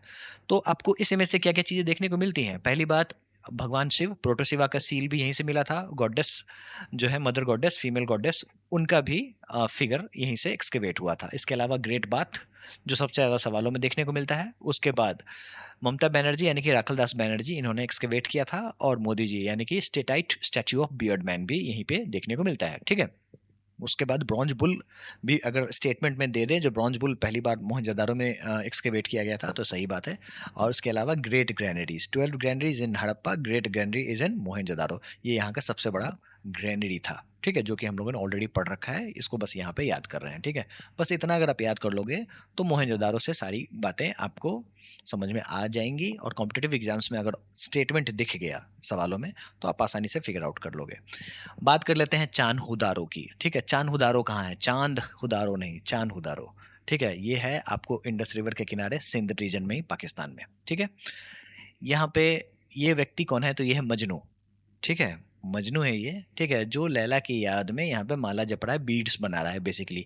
तो चानहुदारो में बीड्स मेकर शॉप था और ये अक्सर कॉम्पिटेटिव एग्जाम्स में सवालों में स्टेटमेंट के रूप में देखने को मिलता है, ठीक है, जिसमें आपको ये बताना होता है जो ये करेक्ट स्टेटमेंट है या नहीं है, ठीक है। तो ये करेक्ट स्टेटमेंट है, ठीक है। अब एक बीड लेके एक बिल्ली भाग जा रही है और उसका ये कुत्ता पीछा कर रहा है, ये इनका पालतू कुत्ता है, ठीक है। तो यहाँ पे footprint of the dog chasing a cat भी देखने को मिलता है, ठीक है। अब ये जो मजनू है, ठीक है, ये आपको एनजी मजुमदार याद करा देगा, ठीक है। और यही व्यक्ति थे यहाँ के चानहुदारो साइट के एक्सकेवेटर, ठीक है। और सब यहाँ पे ऐसा क्या मिला था जो अक्सर ये सवालों में दिखता है, तो यहाँ पे मिला था इंक पॉट। अब यहाँ पे ये इंक पॉट लेके मजनू लैला के बारे में कुछ कुछ लिखता है, इसलिए इंक पॉट यहाँ पे मिलता है। सबसे इंपॉर्टेंट पॉइंट ये है जो ये थोड़ा सा वीरान टाइप का लग रहा है और यहाँ पे कोई सीटाडेल नहीं होता है, इसको आपको याद करना पड़ेगा, ठीक है। नो सीटाडेल, अब सीटाडेल का ये जो सी है ये है चांद, ठीक है। तो नो सीटाडेल, ठीक है, चान्होदारो ऐसे भी याद कर सकते हैं, या फिर इस इमेज को अगर आपने दिमाग में रख लिया तो आपको ये चीज़ पता चल जाएगा कि यहाँ पे कोई सिटाडेल नहीं है। ठीक है, और चांद मून, ठीक है, मून चांद है, बस इतना आपको याद रख लेना है, ये चान्होदारो के लिए काफ़ी है। अभी जब हम लोग सवालों को करेंगे ना, बहुत सारे सवालों को करेंगे, ठीक है, क्योंकि जितने सवालों का प्रैक्टिस आप करोगे तो उतना आपका कॉन्सेप्ट बिल्डअप होगा, तो फिर आपको ये सारी चीज़ें रिकॉल होने लगेंगी। ठीक है, अमरी की बात कर लेते हैं। तो दोस्तों ये जो मजनू है, ये आज इस फटीचर अवस्था में दिख रहा है, पहले ये नहीं था। ठीक है, मजनू यानी कि एनजी मजुमदार। तो एनजी मजुमदार ने एक और साइट को एक्सकेवेट किया था, वो था अमरी। अमरी बालाकोट जो कि पाकिस्तान में है, बलूचिस्तान के किनारे है, इंडस रिवर के किनारे है। ठीक है, और ये उस समय में इतना अमीर हुआ करता था, जो ये राइनो पे सवार था, और राइनो के भी इतनी ज्वेलरी पहनाई गई थी। कॉम्पिटेटिव एग्जाम्स में सवाल ये पूछा जाएगा, जो राइनोसेरस का एविडेंस कहाँ पे देखने को मिला था, तो अमरी। ठीक है, अमरी का मतलब अमीर राइनोसेरस। ठीक है, बस इतना याद कर लो। और किसने एक्सकेवेट किया था, तो एनजी मजुमदार ने ही किया था, जिसने चान्होदारो को भी एक्सकेवेट किया था। ठीक है, चलिए आते हैं इंडिया में कालीबंगन। कालीबंगन कहाँ पे है, ये सबसे ज़्यादा सवाल पूछा जाता है, इसलिए मैंने इसको ग्रीन में कर दिया है, राजस्थान। आपको याद कर लेना है। ठीक है, घग्गर रिवर के किनारे है, जैसा कि मैंने आपको बताया, घग्गर रिवर के किनारे ही 70% of the Indian IVC sites हैं। ठीक है, अब यहाँ पे क्या देखने को मिलता है, सबसे ज़्यादा सवाल ये पूछा जाता है, तो यहाँ पे फरोड लैंड देखने को मिलता है। इस तरीके से देख रहे हो आप, ये फरोड लैंड है, मतलब जब आप खेती करने से पहले इसकी जो जुताई करते हो ना, तो जिस तरीके का कंस्ट्रक्शन होता है वो यहाँ पे देखने को मिलता है। ठीक है, और फरोड लैंड भी देखने को मिलता है, तो फिर वुडन प्लो भी देखने को मिलेगा। ठीक है, तो ये जो वुडन प्लो है, ठीक है, इसको आप टेराकोटा प्लो से कंफ्यूज मत होना। टेराकोटा प्लो हम लोग देखेंगे कहाँ देखेंगे, देखेंगे बनावली में। ठीक है, तो कंफ्यूज मत होना, कॉम्पिटेटिव एग्जाम्स में पूछ देते हैं और ऑप्शन बनावली और कालीबंगन भी दे देते हैं, तो आपको कंफ्यूज नहीं होना है। ठीक है, तो no terracotta plough but wooden प्लो।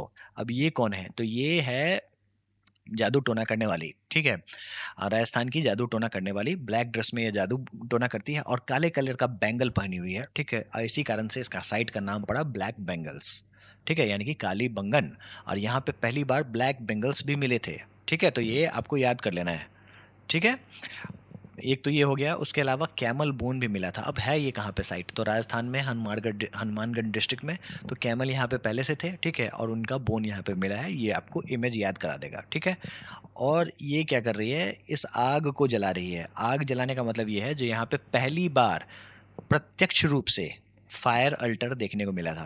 देखो फायर अल्टर तो सभी जगह थे, लेकिन प्रत्यक्ष रूप से होता है ना, मतलब जो, हाँ, ये फायर अल्टर ही है, वो सबसे पहली बार कालीबंगन में देखने को मिला था, और ये बार बार सवालों में पूछा जाता है। ठीक है, तो इसको आपको याद कर लेना है। ठीक है, और ये फायर अल्टर जलाने के लिए इसमें आंवले का तेल डाल रही है, डाबर आंवला तेल डाल रही है। ठीक है, इससे आपको आंवला यानी कि अमलानंद घोष याद हो जाना चाहिए, जो कि बेसिकली एक्सकेवेटर थे इसके। ठीक है, तो यहाँ पे मैंने कुछ आंवला भी रख दिया है, शायद ये आग में डालती होगी, पता नहीं, जो भी है। ठीक है, लेकिन इससे ये सारी चीज़ें आपको याद हो जानी चाहिए। एक या दो बार देखोगे ना, तो ये स्टोरी इतनी अजीब है, वियर्ड है, ठीक है, जो आपके दिमाग में जरूर बैठ जाएगी, क्योंकि इतनी बकवास या फिर इतनी वियर्ड स्टोरी आपने कभी लाइफ में सुनी नहीं होगी। चलिए लोथल की बात कर लेते हैं। और हाँ, जितनी बकवास स्टोरी होगी, जितनी वियर्ड स्टोरी होगी, उतना ज़्यादा इम्प्रिंट आपके ये दिमाग में क्रिएट करेगी, और ये इतना ज़्यादा आपका कॉम्पिटेटिव एग्जाम्स में रिटेंशन रहेगा। लोथल की बात करें, सबसे ज़्यादा सवाल ये पूछा जाता है, जो लोथल है कहाँ पे है, तो ये गल्फ ऑफ कैम्बे है, गुजरात में, वहाँ पे है। और आपको ये गुजरात है ना, ठीक है, तो यहाँ पे भगोवा रिवर है। ठीक है, भगोवा रिवर जहाँ पे समंदर से मिलती है ना, वहीं पे है ये लोथल साइट।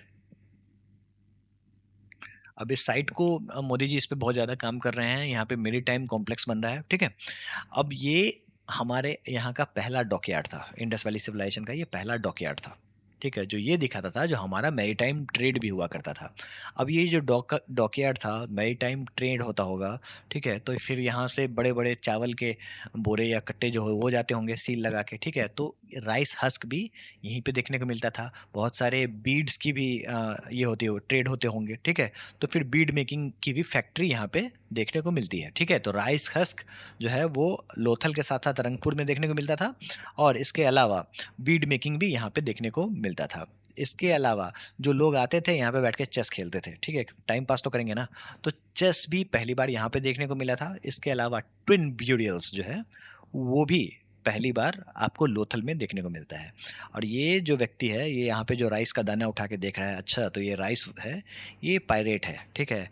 और पायरेट से आपको शिकारीपुरा रंगनाथा राव याद हो जाना चाहिए। शिकारी बस इतना याद कर लो, SR राव, ठीक है। ये थे आपके लोथल के एक्सकेवेटर जो अक्सर कॉम्पिटेटिव एग्जाम्स में पूछते हैं, ठीक है। अब थोड़ा सा मुश्किल है पायरेट और शिकारी को रिलेट करना, लेकिन कर लेना प्लीज़, ठीक है, ताकि आपको चीज़ें याद हो जाएं। जब सवालों को करोगे तो आपको आसानी से याद हो जाएगा। वैसे भी मैं आपको रिवाइज तो कराऊंगा ही कराऊंगा, ठीक है। तो ये सारी चीज़ें जो हैं वो लोथल से रिलेटेड हैं। सबसे ज़्यादा सवाल ये पूछा जाता है जो ये कहाँ पे कौन सा रिवर के किनारे है, तो भगोवा, और ये डॉक पोर्ट था, और राइस यहाँ पे मिलते थे, ठीक है। इतना सबसे ज़्यादा इंपॉर्टेंट है। चलिए धोलावीरा की बात कर लेते हैं। ये थोड़ा-सा यूनिक सा साइट है और कॉम्पिटिटिव एग्जाम्स में अक्सर सवालों के रूप में इसलिए देखा जाता है क्योंकि ये 3 पार्ट सिटी था, citadel, middle town, lower town. अब ये जो धोलावीरा है वो कहाँ पे है? गुजरात में है, रण ऑफ कच्छ में है, ठीक है। अब रण ऑफ कच्छ जो है ये एक तरीके का डेज़र्ट टाइप का एरिया है। यहाँ पे पानी की व्यवस्था होनी ज ज़्यादा ज़रूरी है। यही कारण है जो इन लोगों ने वाटर रिजर्वॉयर सिस्टम बनाया, और इसी कारण से ये धोलावीरा साइट जो है ये चमक गया, ठीक है। मतलब न्यूज़ में आने लगा। तो ये देखो किस तरीके का इन्होंने वाटर रिजर्वॉयर सिस्टम बनाया है। और ये व्यक्ति जो है, आप इसको जानते होंगे, इनको फ्लाइंग बीस्ट कहा जाता है। यूट्यूब चैनल ब्लॉगिंग करते हैं ये, ठीक है। अब ये जो फ्लाइंग बीस्ट है, बीस्ट से आपको RS बीस्ट याद हो जाना चाहिए। ये आपके एक्सकेवेटर है, ठीक है। ये आराम से इस रिजर्वॉयर में नहा रहा है, और इसमें अमीर लोग भी नहा रहे हैं, गरीब लोग भी नहा रहे हैं। अब अमीर और गरीब का क्या मतलब है? अमीर और गरीब का मतलब ये है, जो ये 3 तरीके का ये सिटी जो था ये 3 तरीके से बटा हुआ था। एक था सिटाडेल, ठीक है। सिटाडेल में आपको स्टेडियम भी हुआ करता था, इंपॉर्टेंट है। कॉम्पिटिटिव एग्जाम्स में पूछते हैं जो पहली बार स्टेडियम जो है वो कहाँ पे देखने को मिला इंडस वैली साइट्स में, तो वो था धोलावीरा में, ठीक है। इसके अलावा ये जाइंट वाटर रिजर्वॉयर सिस्टम था, ठीक है। जैसा कि आप यहाँ पे देख सकते हैं, जी इन्होंने वाटर को हार्नेस करने के लिए क्या-क्या चीज़ें की गई थी। इसके अलावा ये पानी आपको जगह-जगह हर टाउन में पहुँचाया जा रहा था, ये पाइप्स की मदद से। ये मैंने आपके लिए इसलिए बनाया है। 3 पाइप का मतलब है 3 पार्ट सिटी। एक जाएगा अपर टाउन में, दूसरा जाएगा मिडल टाउन में, तीसरा जाएगा लोअर टाउन में पानी, ठीक है। पानी से आपको धोलावीरा याद हो जाना चाहिए, ठीक है। इस तरीके से अगर आप याद करोगे तो याद हो जाएगा, ठीक है। तो यूनिक वाटर हार्नेसिंग सिस्टम है। जैसा कि आप देख रहे हैं यहाँ पे लोअर टाउन में जा रहा है, ये मिडल टाउन में जा रहा है, और ये अपर टाउन में जा रहा है, ठीक है। स्टेडियम में पानी जा रहा है, ठीक है। तो ये रहा आपका धोलावीरा। सवाल जो है सबसे ज़्यादा यही पूछा जाता है, जो धोलावीरा साइट कहाँ पे है, तो रण of Kutch, 3 part city, unique water harnessing system, ठीक है। RS बीस्ट, ठीक है। और जाइंट वाटर रिजर्वॉयर्स यहाँ पे देखने को मिलते हैं, और स्टेडियम का भी यहाँ पे एविडेंस मिला है। ये क्या है? तो दोस्तों ये है बनावली। बनावली कहाँ पे है? तो ये हरियाणा में है। आपने सुना होगा जो ये फ्लाइंग बीस्ट जो हैं ये आजकल खेती वगैरह कर रहे हैं, ठीक है। अपने प्रोडक्ट्स लॉन्च कर रहे हैं, ठीक है। तो ये खेती कहाँ पे कर रहे हैं? तो इन्होंने हरियाणा में फार्म हाउस सेटल किया है। तो हरियाणा में बनावली ये क्या कर रहे हैं? तो ये गोल-गोल इसकी ये बना रहे हैं, रेडियल स्ट्रीट्स बना रहे हैं। किसकी मदद से बना रहे हैं? तो ये टेराकोटा प्लॉ है, ठीक है। टॉय प्लॉ है, लेकिन इसी की मदद से ये गोल-गोल, गोल-गोल स्ट्रीट्स बना रहे हैं। तो बनावली की सबसे खासियत ये है, सबसे बड़ी खासियत ये है जो यहाँ पे रेडियल स्ट्रीट्स देखने को मिला था, और टॉय प्लॉ भी देखने को मिला था। सबसे ज़्यादा सवाल टॉय प्लॉ से आता है, ठीक है। और किसने इसको पहली बार एक्सकेवेट किया था? तो वही RS बीस्ट, जिन्होंने धोलावीरा को एक्सकेवेट किया था। तो ये बस याद कर लेना है। फ्लाइंग बीस्ट यहाँ भी आपको दिख जाएंगे जो गोल गोल बना रहे हैं। इसके अलावा कुछ और भी चीज़ें हैं, जैसे ये जो सिटी जो था ना वो ओवल स्ट्रक्चर का था। ये भी कभी कभी पूछ देते हैं, ठीक है। तो ये भी आपको दिमाग में रखना है, ठीक है। और हाँ, एक और चीज़ ये मैं मिस कर रहा हूँ, जो ये फोर्टिफिकेशन भी यहाँ पे पहली बार देखने को मिला, ठीक है। जो सिटी का जो फोर्टिफिकेशन होता है ना, ये बनावली में देखने को मिला। बनावली मतलब फोर्ट्स बना रहे हैं, ये भी ऐसे भी याद आप कर लेना, आपको याद हो जाएगा। सुरकोतदा, सुरकोतदा का एक ही इंपॉर्टेंट चीज़ है, वो ये है जो यहाँ पे घोड़े का बोन्स मिला, ठीक है। अब ये ऐसा कहा जाता है जो ये घोड़ा जो था वो अरब कंट्री से आया था, ठीक है। और जो सुरकोतदा में मिला वो बेसिकली गधे का था। पीछे में आप जो बैकग्राउंड देख रहे हो वो है रण ऑफ कच्छ का, ठीक है। रण ऑफ कच्छ का एक फेमस इंडिजीनियस गधा है जो यूपीएससी की कॉम्पिटेटिव एग्जाम्स में सवालों में पूछता है, वो है वाइल्ड एस, ठीक है। और इसीलिए ऐसा कहा जाता है जो ये घोड़ा नहीं था गधा था, जो भी है, जो भी कारण हो, आपको बस इतना याद रखना है जो सुरकोतदा में, ठीक है, गुजरात में आपको पहली बार घोड़े का एविडेंस मिला है। अब अक्सर लोग सुरकोतदा को सुख्ता जेंडोर से कंफ्यूज हो जाते हैं। सुख्ता जेंडोर जो है वो पहली बात हमारे इंडिया में ही नहीं है, वो है पाकिस्तान में, और वो है आपका western most IVC site, Indus valley civilization का साइट। कंफ्यूज नहीं होना है, सुरकोतदा, ठीक है। अब ये जो घोड़ा है, ठीक है, वो ये सरमन जोशी के सामने खड़ा है। सरमन जोशी कौन थे? तो 3 इडियट्स मूवी अगर आपको याद होगी, उसमें एक एक इडियट ये भी थे, 3 इडियट्स में एक आर माधवन थे, एक सरमन जोशी और आमिर खान, है ना। तो ये सरमन जोशी हैं, ठीक है। सरमन जोशी आपको जेपी जोशी याद कराएंगे, ठीक है। जोशी बस इतना याद कर लेना काफ़ी है, ठीक है। ये आए हैं इस घोड़े पे बैठने के लिए, लेकिन ये घोड़ा मान नहीं रहा है। ये कह रहा है जो तुम पहले सुर में गाना सुनाओ मुझे, तुम पहले सुर में गाना सुनाओ मुझे, ठीक है, उसके बाद ही मैं बात करूंगा। बस इतनी चीजें अगर आपने याद कर ली तो मजे ही मजे हैं, ठीक है। और लास्ट साइट की बात करें तो हमारे हरियाणा में राखीगिरी जो इंडस वैली सिविलाइजेशन साइट है, ये सबसे बड़ा साइट है। और जब इसको खोदा गया तो इतना बड़ा राखी मिला, ठीक है। इस तरीके से मैंने बना दिया है, बस आपको याद कर लेना है। जस्ट इमेजिन, एक बहुत ही बड़ा राखी है, इसको देखने के लिए लोग दूर दूर से आए हैं, छोटे छोटे लोग भी हैं। बस इतना आप याद कर लो, काफ़ी है। चलिए अब सवाल उठता है, जब हम लोग सवालों की तरफ कब मूव करेंगे तो अभी मूव करेंगे, ठीक है। जितने भी कॉम्पिटेटिव एग्जाम्स में सवाल हैं, छोटे बड़े जितने भी एग्जाम्स के हों, सबको यहीं पे देख लेना है हमें, ठीक है। तो चलिए स्टार्ट करते हैं। पहला सवाल है, which of the following statements about Indus valley civilization is correct. निम्नलिखित में से कौन सा कथन सिंधु घाटी सभ्यता के बारे में सही है, यानी कि आपको गलत में से सही फिगर आउट करना है। चलिए ऑप्शंस देख लेते हैं। It was primarily a rural civilization with scattered settlements. अगला ऑप्शन है, the civilization flourished around 2500 BCE in present day Pakistan and western India. Animal meat was the staple food of Harappan people. और चौथा statement है, iron tools were commonly used in the daily activities. दोस्तों आपको मालूम है जो iron अभी कहानी में नहीं आया है वो आपको लेटर वैदिक फेज से देखने को मिलेगा। Animal meat was the staple food of Harappan people.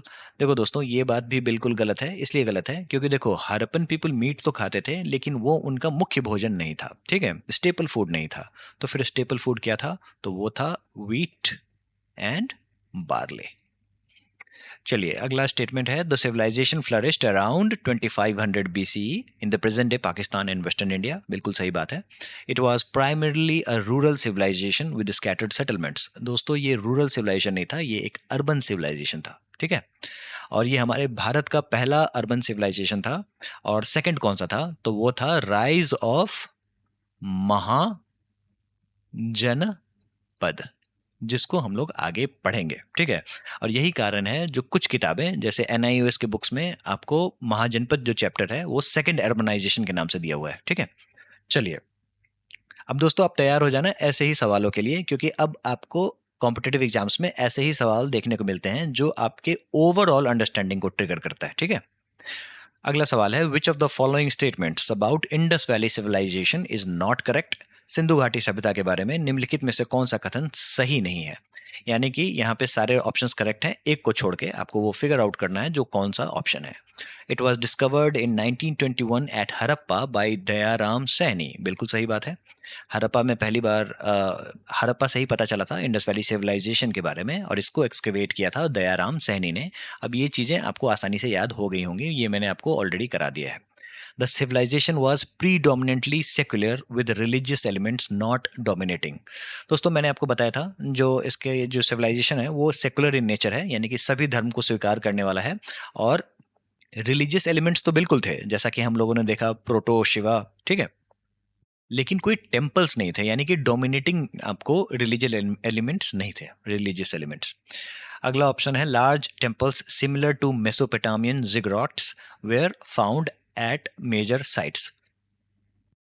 ये स्टेटमेंट आपका गलत है, जैसा कि मैंने आपको बताया कोई टेम्पल नहीं था। तो आपका दूसरा स्टेटमेंट और तीसरा स्टेटमेंट जो है वो कॉन्ट्राडिक्टरी है। तो अगर आपका बेसिक क्लियर रहेगा, अगर चीज़ें आपको समझ में आएंगी, ठीक है, तो फिर ये सारे सवाल जो हैं वो आसानी से सॉल्व हो जाते हैं। The script remains undeciphered. बिल्कुल सही बात है। With the 400 pictographic signs. दोस्तों आपको पता होगा जो हमें इंडस वैली सिविलाइजेशन में स्क्रिप्ट तो मिली है लेकिन ये अनडिसाइफर्ड है। यही कारण है जो इसे हम लोग प्रोटो हिस्ट्री के कैटेगरी में रखते हैं। देखो सबसे पहले आता था प्री हिस्ट्री, उसके बाद प्रोटो हिस्ट्री और फिर हिस्ट्री, जहाँ पे आपको रिटन रिकॉर्ड्स देखने को मिलते थे, है ना। तो ये है आपका प्रोटो हिस्ट्री, यानी कि स्क्रिप्ट तो है लेकिन अनडिसाइफर्ड है, और ये एक पिक्टोग्राफिक साइन वाला स्क्रिप्ट है। अगला सवाल है, which of the following statements about Harappan sites is not correct. Harappa स्थलों के बारे में निम्नलिखित में से कौन सा कथन सही नहीं है। यहाँ भी आपको चार स्टेटमेंट्स दिए गए हैं, एक नॉट करेक्ट आपको बताना है, इसमें से कौन सा स्टेटमेंट जो है वो नॉट करेक्ट है। Lothal was famous for its dockyard and maritime trade, बिल्कुल सही बात है। Kalibangan provided evidence of earliest plough fields. दोस्तों कालीबंगन जो साइट है वो है आपको राजस्थान में है, और यहाँ पे आपको अर्लीस्ट प्लॉड फील्ड्स के साइन मिले हैं। ये आपको इमेज से याद हो जाना चाहिए, ठीक है। जहाँ पे राजस्थान के एक फील्ड में काले कलर की साड़ी में काले बैंगल पहने हुए, और जैसे कलबेलिया डांसर में आपको अगर आपने देखा होगा मेरा स्टैटिक जीके वाला वीडियो, तो फिर वहाँ पे से अगर आप याद कर सकते हैं, तो कलबेलिया डांस में भी मैंने सिमिलर इमेज का इस्तेमाल किया था। तो बिल्कुल सही बात है, अर्लीस्ट प्लोफील्ड्स आपको कालीबंगन में देखने को मिलता है। धोलावीरा की बात करते हैं, was divided into the 3 parts and had advanced water management. ये भी आपको आसानी से फिगर आउट हो गया होगा उस फोटोग्राफ से जिससे मैंने आपको याद कराया। 3 पार्ट्स में डिवाइडेड थे, Citadel, middle town and lower town, और एडवांस्ड वाटर मैनेजमेंट था वहाँ पे। Harappa was located on the bank of the Indus river. क्या ये इंडस रिवर के किनारे था? नहीं, ये था आपका रावी नदी के किनारे, ठीक है। तो यही छोटी छोटी चीजें आपको फिगर आउट करनी होती हैं। चलिए अगला सवाल है जो कि एजर्शन और रीजन वाला सवाल है। ऐसे भी सवाल आपको अब कॉम्पिटेटिव एग्जाम्स में दिखेंगे। चलिए, एजर्शन है, Harappans were the first people in the world to cultivate cotton. बिल्कुल सही बात है, हड़प्पन जो थे वो पहले ऐसे लोग थे जो कॉटन को कल्टिवेट करते थे। और रीजन है इसका, the Greek writers referred to Indian cotton as tree wool और सिंडन। देखो ग्रीक राइटर्स जो थे वो कॉटन को सिंडन तो बुलाते थे और ट्री वूल तो बुलाते थे, लेकिन क्या ये इसका रीजन है? नहीं। तो फिर देखो दोनों स्टेटमेंट सही हैं, लेकिन एजर्शन जो है और रीजन का दोनों में से कोई लेना देना नहीं है, ठीक है। तो यानी कि A and R, assertion and reason both are true, but R is not the correct explanation of A, ठीक है। चलिए अगला सवाल है, which of the following statements about Harappan animals is not correct. Harappa सभ्यता के पशुओं के बारे में निम्नलिखित में से कौन सा कथन सही नहीं है? तो 4 स्टेटमेंट में से गलत कौन सा है वो फिगर आउट हमें करना है। ऑप्शंस हैं आपके, evidence of horse bones was found at Surkotada. दोस्तों इसको मैंने आपको इमेज से ही याद कराया है, जहाँ पे शर्मन जोशी घोड़े के सामने खड़ा था, याद करो, ठीक है। Lines were commonly depicted on the Harappan seals and artifacts. क्या ये बात सही है? ये मैं आप पे छोड़ता हूँ। अगला स्टेटमेंट है, bulls, elephants, tigers and rhinoceros surrounded the Pashupati figure. Pashupati आकृति के चारों ओर सांड, हाथी, बाघ और गेंडे, यानी कि BETR। सारे यूपीएससी वाले बच्चे इसी से याद करते हैं, ठीक है, तो आप भी इसी से याद कर लो, bulls, elephant, tigers and rhinoceros. तो ये स्टेटमेंट भी बिल्कुल सही है। Cattle, buffalo, sheep, dogs and cats were commonly domesticated. बिल्कुल सही बात है, ये सारे के सारे जानवर जो थे वो डोमेस्टिकेट करने वाले अभी भी हैं और उस समय भी किए जाते थे। यानी कि लॉयंस जो थे वो आपको हड़प्पन सील्स और आर्टिफैक्ट्स पे नहीं दिखते थे, ठीक है। तो फिर क्या दिखते थे? तो बेटर दिखते थे, ठीक है। बस इतना ही आप याद रख लेना, BETR, bulls, elephant, tigers and rhinoceros. The Harappan site of Indus valley civilisation was excavated by. दोस्तों इस बार के ACIO में ये पूछा गया सवाल है जो 2024 में 17 जैन को आया था। सीधा सा सवाल है, पूछा जा रहा है, सिंधु घाटी सभ्यता के हड़प्पा स्थल की खुदाई किसने की थी? तो दयाराम सैनी ने की थी। कोई दिक्कत कोई परेशानी नहीं होनी चाहिए। NG मजुमदार ने किसकी खुदाई की थी? तो याद करो, चाहुंदारो और अमरी, 2 साइट थे। जॉन मार्शल कौन थे? तो दोस्तों जॉन मार्शल जो थे वो डायरेक्टर जनरल थे ASI के, जिन्होंने अनाउंस किया था इंडस वैली सिविलाइजेशन को। कब अनाउंस किया था? तो ये भी याद कर लो, 1924। अगर नहीं याद हो रहा तो लिस्ट को देखोगे, 1 या 2 बार याद हो जाएंगे। RD बैनर्जी, ये कौन थे? तो राखलदास बैनर्जी ने मोहनजोदारो वाले साइट को एक्सकेवेट किया था, और इसको मैंने ममता बनर्जी से लिंक करके आपको याद कराया है, ठीक है। Lothal was important for during the Indus valley civilization. Sindhu घाटी सभ्यता के दौरान लोथल किसके लिए महत्वपूर्ण था? दोस्तों ये सवाल आपको 12 जून 2025 को RRB NTPC graduate level examination में आया था। तो आपको पता है जो लोथल जो था वो इंपॉर्टेंट मैरीटाइम साइट था, जहां पे मैरीटाइम ट्रेड होता था। तो आपने देखा, जो अब दोनों तरीके के सवाल पूछे जाते हैं, जो एक तो आपका वन लाइनर फैक्ट टाइप का रहेगा, और उसके अलावा आपको ओवरऑल अंडरस्टैंडिंग को चेक करने के लिए स्टेटमेंट बेस्ड सवाल भी रहेंगे। तो इन दोनों के लिए आपको अच्छे से प्रिपेयर हो जाना है, और वो मैं आपको करा दूंगा। Indus valley culture was different from the वैदिक सिविलाइजेशन बिकॉज। अब ये पूछा जा रहा है, देखो सबसे पहले आया प्री हिस्टोरिक एज तो हम लोगों ने पढ़ लिया, स्टोन एज पढ़ लिया, ठीक है। उसके बाद हम लोगों ने न्यूलिथिक, उसी का सबसे लास्ट न्यूलिथिक एज देखा, फिर चालकोलिथिक एज, उसके बाद आया इंडस वैली सिविलाइजेशन, और इसके बाद हम लोग देखेंगे वैदिक सिविलाइजेशन। वैदिक कल्चर पे हम लोग मूव करेंगे, ठीक है। पूछा यह जा रहा है जो इंडस वैली सिविलाइजेशन कल्चर जो है ये वैदिक सिविलाइजेशन से अलग कैसे है। बेसिकली आपको इंडस वैली कल्चर की ही फीचर्स को बताना है। It had the amenities of developed city life, इसमें विकसित नगर जीवन की सुविधाएं थी, बिल्कुल थी। It has a pictographic script, बिल्कुल सही बात है। इंडस वैली सिविलाइजेशन में जो भी स्क्रिप्ट था वो पिक्टोग्राफिक था और बोस्ट्रोफेडन स्टाइल में इसको लिखा गया था, ठीक है। ये भी बात सही है। It lacked knowledge of iron and defensive arrow, ये बिल्कुल सही बात है। जैसा कि मैंने आपको बताया, आपको कॉम्पिटिटिव एग्जाम्स में स्टेटमेंट बेस्ड सवाल इंडस वैली सिविलाइजेशन से अक्सर देखने को मिलते हैं। इसमें आपको एक ऐसा स्टेटमेंट दे देगा जिसपे आपको सोचना पड़ेगा जो भाई ये बात सही है या गलत। देखो आयरन एज जो है वो आपका वैदिक कल्चर से आना शुरू हुआ, ठीक है, और ये तो हम लोगों ने समझ लिया, ठीक है। और देखो ये ये है आपका इंडस वैली सिविलाइजेशन का ये पीरियड है ना, और यहाँ पे छोटे छोटे चालकोलिथिक कल्चर्स डेवलप हो रहे थे। अब धीरे धीरे अब हम लोग ब्रॉन्ज से मूव होके आयरन में घुस रहे थे, और जैसे ही हम लोग आयरन में घुसते हैं तो ये एरिया जो है वो डोमिनेट हो जाता है, जो कि हम लोग मगध के बारे में पढ़ेंगे, ठीक है। जब महाजनपद के बारे में पढ़ेंगे तो मगध की बात होगी, तो ये चीज़ें देखने को मिलेंगी।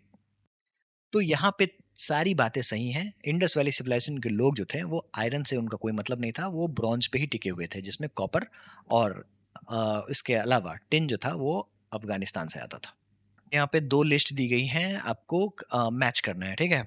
अब यहाँ पे हम लोगों ने तक्षशिला और कौसाम्बी के बारे में नहीं पढ़ा है, लेकिन हड़प्पा और हस्तिनापुर के बारे में पढ़ा है, तो देखते हैं इससे कहीं सॉल्व हो पाता है तो अच्छी बात होगी, ठीक है। हड़प्पा आपको पता होगा, जो दयाराम सैनी 1921 में इन्होंने एक्सकेवेट किया था, है ना। इसके अलावा हस्तिनापुर, हस्तिनापुर हम लोगों ने पिछले वाले लेक्चर में पढ़ा था, बीबी लाल की बात हो रही है, और लाल का मतलब पॉटरी, रेड कलर की जो पॉटरी हो रही थी, पेंटेड रेड वेयर जो था, ठीक है, उसका एक्सकेवेशन पहली बार हस्तिनापुर में बीबी लाल के द्वारा किया गया था, ठीक है। उसके बाद तक्षशिला, ठीक है। अब ये तक्षशिला कुछ नया है, लेकिन अब देखते हैं जो साइट, मतलब ए का क्या होगा, ए का थ्री आपके ऑप्शंस में ऑप्शन नंबर सी है, और यही राइट आंसर है। बी का फोर बिल्कुल सही बात है। सी का टू यानी कि तक्षशिला जो है वो जॉन मार्शल के द्वारा ये एक्सकेवेट किया गया था, ठीक है।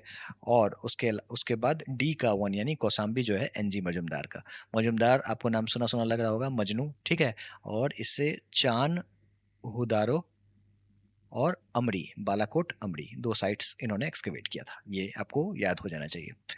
चलिए, the earliest evidence of silver in India was found in, देखो सिल्वर कहाँ से आता था। देखो जब अर्लीस्ट एविडेंस की बताने की बात होगी तो यहाँ पे दो चीज़ है, Chalcolithic culture of western India और हड़प्पन कल्चर। तो दोस्तों हड़प्पन कल्चर में तो हम लोगों ने सिल्वर का यूज़ देखा था, है ना, तो यहीं पे एविडेंस मिल गया था। ये सिल्वर जो था वो दो जगह से आता था, कहाँ कहाँ से आता था, तो एक तो है आपका जवार माइन, ठीक है, और अजमेर, ये दो जगह से आता था, राजस्थान, दोनों राजस्थान में वहाँ से आता था, ठीक है। इसके अलावा अफगानिस्तान से भी आता था, है ना, जो हम लोगों ने देखा। The beginning of idol worship is to be considered in, मूर्ति पूजा की शुरुआत कहाँ मानी जाती थी। दोस्तों ऑप्शंस देखो, प्री आर्यन, आर्य पूर्व काल, लेटर वैदिक पीरियड, अभी इसके बारे में हम लोगों ने पढ़ा नहीं है ना। मॉडर्न पीरियड अभी नहीं पढ़ा है, कुषाण पीरियड भी नहीं पढ़ा है, ठीक है। लेकिन प्री आर्यन जो है यानी आर्यन से पहले, अब देखो मूर्ति पूजन जो है वो इंडस वैली सिविलाइजेशन में आपको देखने को मिला था, मदर गॉडेस जिसका एक्सकेवेशन कहाँ पे हुआ था, मोहनजोदारो में, है ना। तो वहाँ पे आपको मूर्ति पूजन होती थी, तो फिर इसका एविडेंस जो था वो आर्यन जो लोग जो आए थे ना, देखो वैदिक पीपल जो थे ना उन्हीं को आर्यन कहा जाता था, ठीक है। तो उनके उनसे पहले इंडस वैली सिविलाइजेशन था, और उस समय से ही मूर्ति पूजा के सबूत हमें मिलते हैं।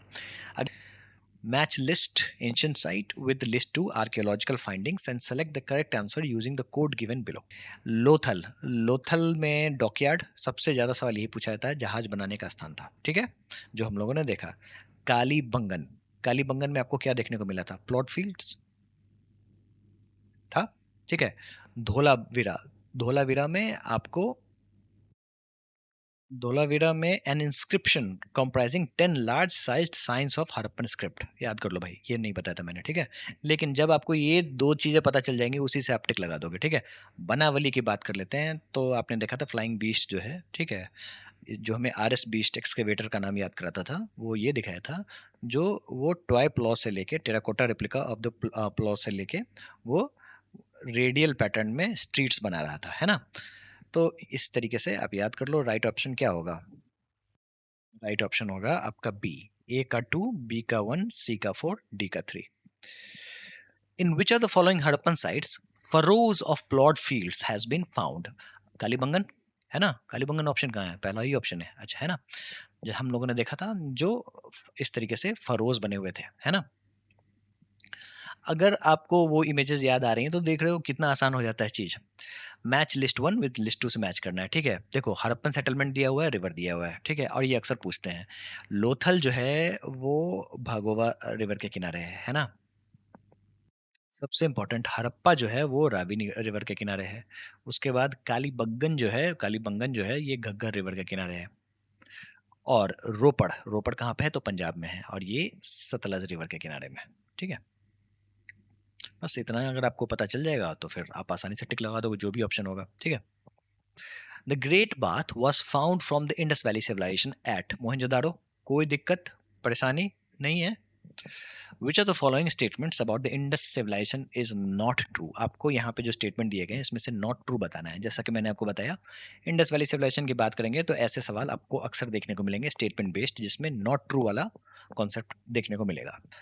Accurate drainage system in cities, अरे ये तो था ही, ठीक है? ये तो सबसे इंपॉर्टेंट पार्ट था इंडस वैली सिविलाइजेशन का। Trade and commerce were in advance stage. देखो, ट्रेड और कॉमर्स जो था वो आपको मेसोपोटामिया वगैरह तक फैला हुआ था, यहाँ तक कि आपको रोमन एम्पायर जो था वो भी ट्रेड करते थे। तो इससे ज़्यादा एडवांस स्टेज क्या होगा? तो जो भी सिविलाइजेशन साथ साथ डेवलप हुए थे वहाँ पे ट्रेडिंग हो रही थी अच्छे से, ठीक है? और एक तरीके का ट्रेड रूट जो डेवलप हो गया था, जो आज भी यूज़ होता है, जो पर्शियन गल्फ वगैरह भी यूज़ करते थे, तो ये एडवांस स्टेज ही था, ठीक है? Worshipping of mother goddess, Mohenjodaro में हमें इसके सबूत मिले हैं, है ना?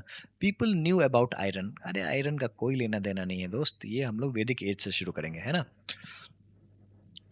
विच of the following is not correctly matched? निम्नलिखित में से कौन सा सही सुमेलित नहीं है? आलमगीरपुर उत्तर प्रदेश, सही बात है, ये हमारा ईस्टर्न मोस्ट साइट है। लोथल कहाँ पे है? तो ये है गुजरात में, ये भी सही बात है, ठीक है? और ये आपका डॉकयार्ड था, शिपयार्ड कह लो, डॉकयार्ड कह लो, ठीक है? कालीबंगन कहाँ पे है? तो कालीबंगन जो है ये राजस्थान में है, ठीक है?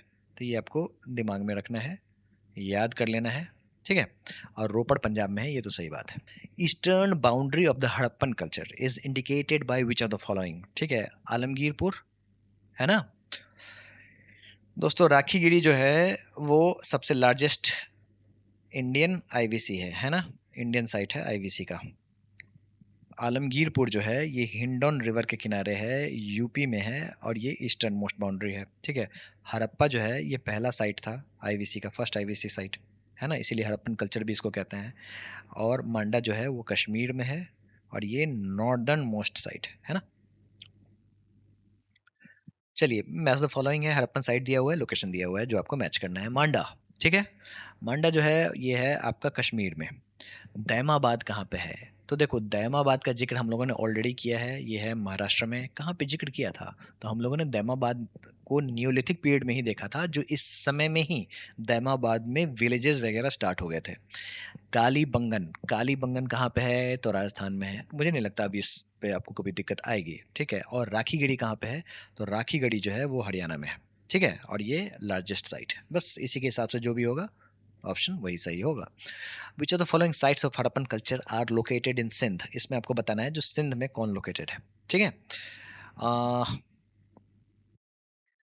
हड़प्पा कहाँ पे है? तो ये पाकिस्तान पंजाब में है, सिंध में तो है नहीं, ठीक है? तो पहला ऑप्शन गलत हो जाता है, तो ये गया, ये गया। अब बचा 2 3 4 और 2 3, यानी कि 4 को हमें देखना है, ठीक है? सुरकोतदा कहाँ पे है? तो सुरकोतदा आपको गुजरात में है, और अक्सर लोग सुख्ता जंदौर से कंफ्यूज हो जाते हैं। सुख्ता जंदौर जो है वो है पाकिस्तान में वेस्टर्न मोस्ट साइट, ठीक है? मैं अभी दिमाग में वो भी सारी चीज़ें मुझे मेरे दिमाग में भी आती हैं, ठीक है? लेकिन वहीं पे मैंने चेक लगा रखा है, आप भी चेक लगाओ, ठीक है? और सही आंसर पे आओ। The right answer is 2 and 3 only, ये वाला भी गलत होगा, ठीक है? रंगपुर, ठीक है, where the contemporary Harappan civilization was found is in, कहाँ पे है? दोस्तों देखो, लोथल और रंगपुर यहाँ पे राइस हस्क मिले थे, और दोनों कहाँ पे है, तो ये दोनों जो हैं ये सौराष्ट्र रीजन में है। ठीक है, तो ये आपको पता होना चाहिए। The Harappan city represented by the archaeological site of Lothal was situated on the river Bhogava. Bhogava, ठीक है। इतने सवाल आप देखोगे ना, जो मुझे नहीं लगता कॉम्पिटेटिव एग्जाम्स में आईवीसी से कोई सवाल आ जाए और आपसे छूट जाए। The largest site of Harappa is in India is, कौन सा साइट है सबसे बड़ा? राखी गिरी, सबसे बड़ी घड़ी राखी आपने देखने को मिली थी आपको, है ना? कहाँ पे है ये? तो ये हरियाणा में है। Which among the following Harappan site terracotta flaw was found? देखो दोस्तों, वुडन प्लॉ की बात करेंगे तो बनावली, नहीं वुडन प्लॉ की बात करेंगे तो कालीबंगन, ठीक है। लेकिन अगर बात हो रही है टेराकोटा प्लॉ की, तो राइट आंसर इज बनावली, जहां पे हमारे फ्लाइंग बीस्ट यानी कि आरएस बीस्ट जिन्होंने एक्सकेवेट किया था, और यहाँ पे रेडियल स्ट्रीट्स भी हमें देखने को मिला था, है ना? और कौन सा प्लॉ का इस्तेमाल हो रहा था? तो टेराकोटा प्लॉ का। देखो कितना आसान हो जाता है चीज अगर आप विजुअल तरीके से चीजों को पढ़ते हो तो। इंडस वैली सिविलाइजेशन की बात हो रही है, which was placed on the bank of river देवर, ठीक है। यहाँ पे आपको मिलाना है। देखो ये सारे देखो गंगा जो रिवर है ना, यहाँ पे तो इंडस वैली सिविलाइजेशन तो है नहीं, तो ये हट गया, ठीक है। तो ये कट गया, बाकी जो सिंधु चेनाब झेलम यहाँ पे सब पे साइट है ना? तो right answer will be 1 2 and 3। Two Indians who were associated with discovery of Indian Indus valley civilization, कौन थे दो लोग? दो नाम बड़ा फेमस है, बहुत इंपॉर्टेंट है। राखल दास बैनर्जी एंड दयाराम सैनी, ठीक है। और बाकी के ऑप्शंस गलत हैं, ठीक है। जॉन मार्शल नहीं होगा, ईश्वरी प्रसाद नहीं होगा। ऑप्शंस तो बड़े अच्छे अच्छे दिए हुए हैं, ठीक है। जॉन मार्शल ने बताया था जो ये आईवीसी है, इंडस वैली सिविलाइजेशन है। ईश्वरी प्रसाद का नाम कहाँ पे आपने सुना था? तो ये लखनऊ घराने से आए हैं, ठीक है। तो ये घराना की बात तो बिल्कुल नहीं हो रही है, ठीक है। Which one of the following is not correctly matched, इसमें से कौन सा करेक्टली मैच नहीं होता है? हड़प्पा, दयाराम सैनी, बिल्कुल सही बात है, दया की भीख मांगता हुआ। उसके बाद लोथल, लोथल एस आर राव, याद करो याद करो याद करो। लोथल में कौन था? पायरेट ऑफ द कैरेबियन से शिकारी एस आर राव, यही तो था, है ना? तो ये भी सही है। सुरकोतदा जेपी जोशी, बिल्कुल सही बात है, ये था। और धोलावीरा, धोलावीरा जो था वो फ्लाइंग बीस्ट था ना, आरएस बीस्ट। ऐसे ही याद करोगे तो हो जाएगा, ठीक है। तो B K Thapar is wrong, तो राइट आंसर इज डी, ठीक है। इस तरीके से याद करना है। The first archaeologist who excavated Harappa but could not recognise is significance was. दोस्तों जैसा कि हम लोगों ने देखा था, जो हमारे अलेक्जेंडर कनिंगम जो थे, ठीक है, आर्कियोलॉजिकल सर्वे ऑफ इंडिया के जो डायरेक्टर जनरल थे, वो पहुंच जाते हैं वहाँ पे और इसको मौर्यन साइट से कंफ्यूज हो जाते हैं, है ना? अलेक्जेंडर को वो समझते हैं जो ये कहीं मौर्यन साइट तो नहीं है, और इसमें बुद्धिज्म को ढूंढने में लग जाते हैं। क्योंकि एक स्टैचू तो आपने देखा होगा ना इमेज में, इस तरीके का स्टैचू था जो कि बेसिकली कुषाण पीरियड में बनाया गया था, ठीक है। तो उनसे उन्होंने लिंक करना शुरू कर दिया था, और यहीं पे टेक्निक गलत हो गई इनकी, है ना? The first metal used by man was, पहला मेटल कौन सा था? कॉपर था, ठीक है। ये तो हमने प्री हिस्ट्री में ही कर लिया था, है ना? Which among the following site is located in the valley of Ghaggar and is associated reverse? देखो भाई, इंडिया की सबसे बड़ी साइट जो है वो घग्गर नदी के किनारे ही है, मतलब सबसे ज्यादा साइट जो है वो घग्गर नदी के किनारे ही है, ठीक है। आलमगीर जो है वो कौन से नदी के किनारे है? हिंडौन, यूपी में ही है। लोथल, भगोवा, मोहनजोदारो, ये तो अपना है ही नहीं, मतलब ये इंडस रिवर के किनारे है, मतलब ये पाकिस्तान में है। और बनावली जो है ये घग्गर नदी के किनारे है।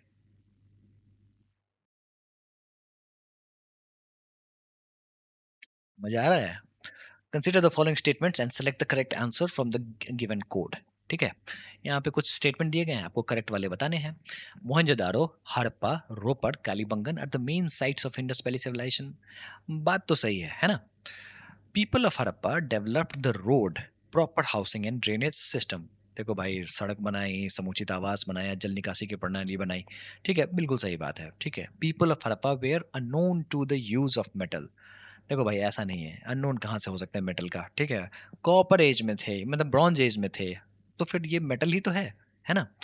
तो ये वाला स्टेटमेंट हो जाता है गलत, ठीक है। तो थर्ड अगर ऑप्शन आपका गलत हो जाता है तो ये गया, ये गया, ये गया, ये ऑप्शन आपका सही हो जाएगा, ठीक है। यूपीएससी का सवाल आपने सॉल्व कर लिया।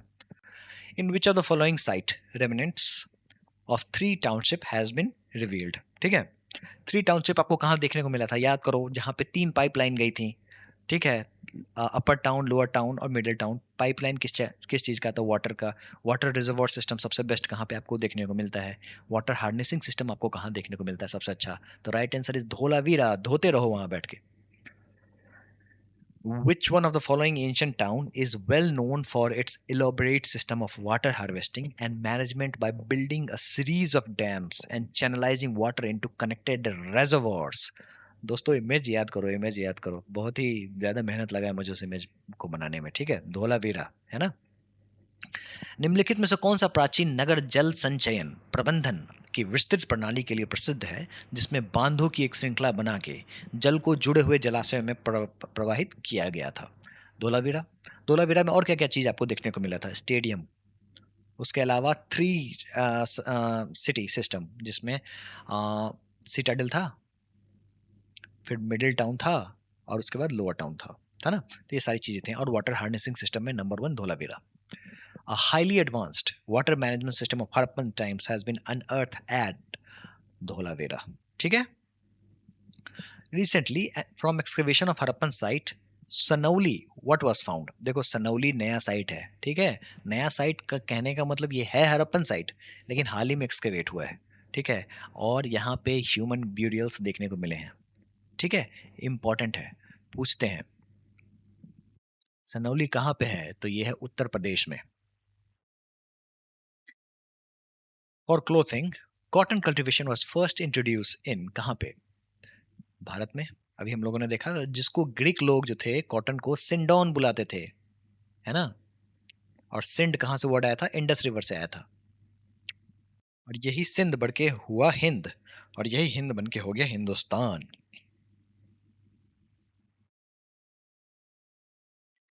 अगला सवाल है which of the following characters characterise the people of Indus civilization. इसमें से जो भी कथन है सिंधु घाटी सभ्यता के लोगों की विशेषता से जुड़ी हुई है, आपको बताना है कौन सा सही है कौन सा गलत है। ठीक है, they possessed great palaces and temples, temples तो थे ही नहीं भाई, कहाँ से ये बात सही होगी। ठीक है, तो पहला ऑप्शन तो गया। ठीक है, ऑल ऑफ दीज भी गया। ठीक है, बाकी का ऑप्शन देख लेते हैं, कहीं नन ऑफ दीज और ओनली 2 की लड़ाई है। ठीक है, they worship both male and female deities, बिल्कुल सही बात है, प्रोटोस शिवा, शिवा नहीं शिवा। ठीक है, और मदर गॉडेस, है ना। तो ये ऑप्शन तो सही है, यानी कि नन ऑफ दीज गया, बचा केवल 2। बाकी का ऑप्शन देख लेते हैं कहीं गलत हो। They employed horse drawn chariots in warfare, कहाँ यार, हॉर्स एक ही जगह सुकता, कहाँ, सुरकोतता वहां पे मिला था, है ना। अक्सर सुरको सुक्ता जंडौर से कंफ्यूज हो जाते हैं, मैं भी हो जाता हूँ। ठीक है, लेकिन सुक्ता जंडौर जो है वो तो आपका वेस्टर्न मोस्ट साइट है, पंजाब पाकिस्तान में। One of the following sites from where the famous bull seal of Indus Valley civilization was found. Bull seal आपको कहाँ पे मिलता है दोस्तों, याद करो, मोहनजोदारो। ठीक है, मोहनजोदारो में क्या आपको देखने को मिला था, पहली बात ग्रेट बात, दूसरी बात प्रोटो शिवा, शिवा नहीं शिवा, आपको सील, और क्या, मदर गॉडेस फिगराइन, FIGURINE फिगराइन। और क्या देखने को मिला था, आ, और क्या देखने को मिला था, बुल देखने को मिला था, है ना, bull seal.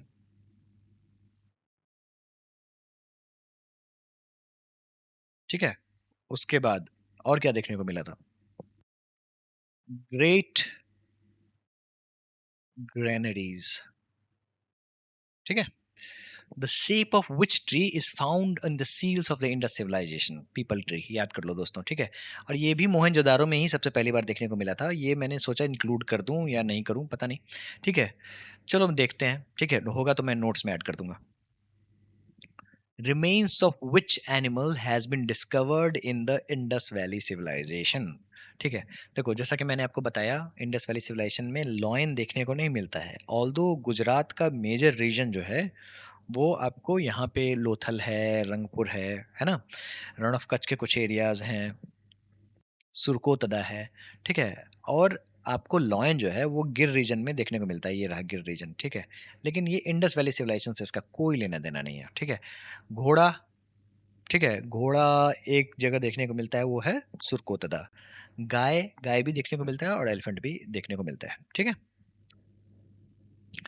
The first ancient civilization to develop the art of writing in the proper system was, दोस्तों ये जो सुमेरियन लोग जो थे ना, उन्होंने ही सबसे पहले आर्ट ऑफ राइटिंग स्टार्ट किया था, ठीक है, इंपॉर्टेंट है, याद कर लेना। Which of the following site would be suitable for observing the architecture of the Harappan civilization? Harappan civilization के आर्किटेक्चर को अगर आपको देखना है, कहाँ जाना पड़ेगा? सोना बेड़ा मत जाना, सांची बिल्कुल मत जाना। यहाँ ये सांची जो है ये, यहाँ पे आपको स्तूपा देखने को मिलेगा, लेकिन आईवीसी यानी इंडस वैली सिविलाइजेशन का साइट देखने को नहीं मिलेगा। बनावली चले जाना, वहाँ पे आईवीसी के साइट्स आपको देखने को मिल जाएंगे, वहाँ के आर्किटेक्चर देखने को मिल जाएंगे। और वलपराई भी मत जाना। Which of the following statement is correct? आपको यहाँ पे करेक्ट स्टेटमेंट बताना है। Harappan culture spread only to Sindh and Punjab. एक तो ओनली वैसे भी स्केप्टिकल बना देता है, हमें देखनी पड़ती है चीज़ों को, तो क्या बात है भाई, ओनली क्यों मेंशन कर रहे हैं? सिंध और पंजाब में ही हड़प्पा था? नहीं, बिल्कुल ऐसी नहीं है, ऐसी कोई बात नहीं है, ठीक है।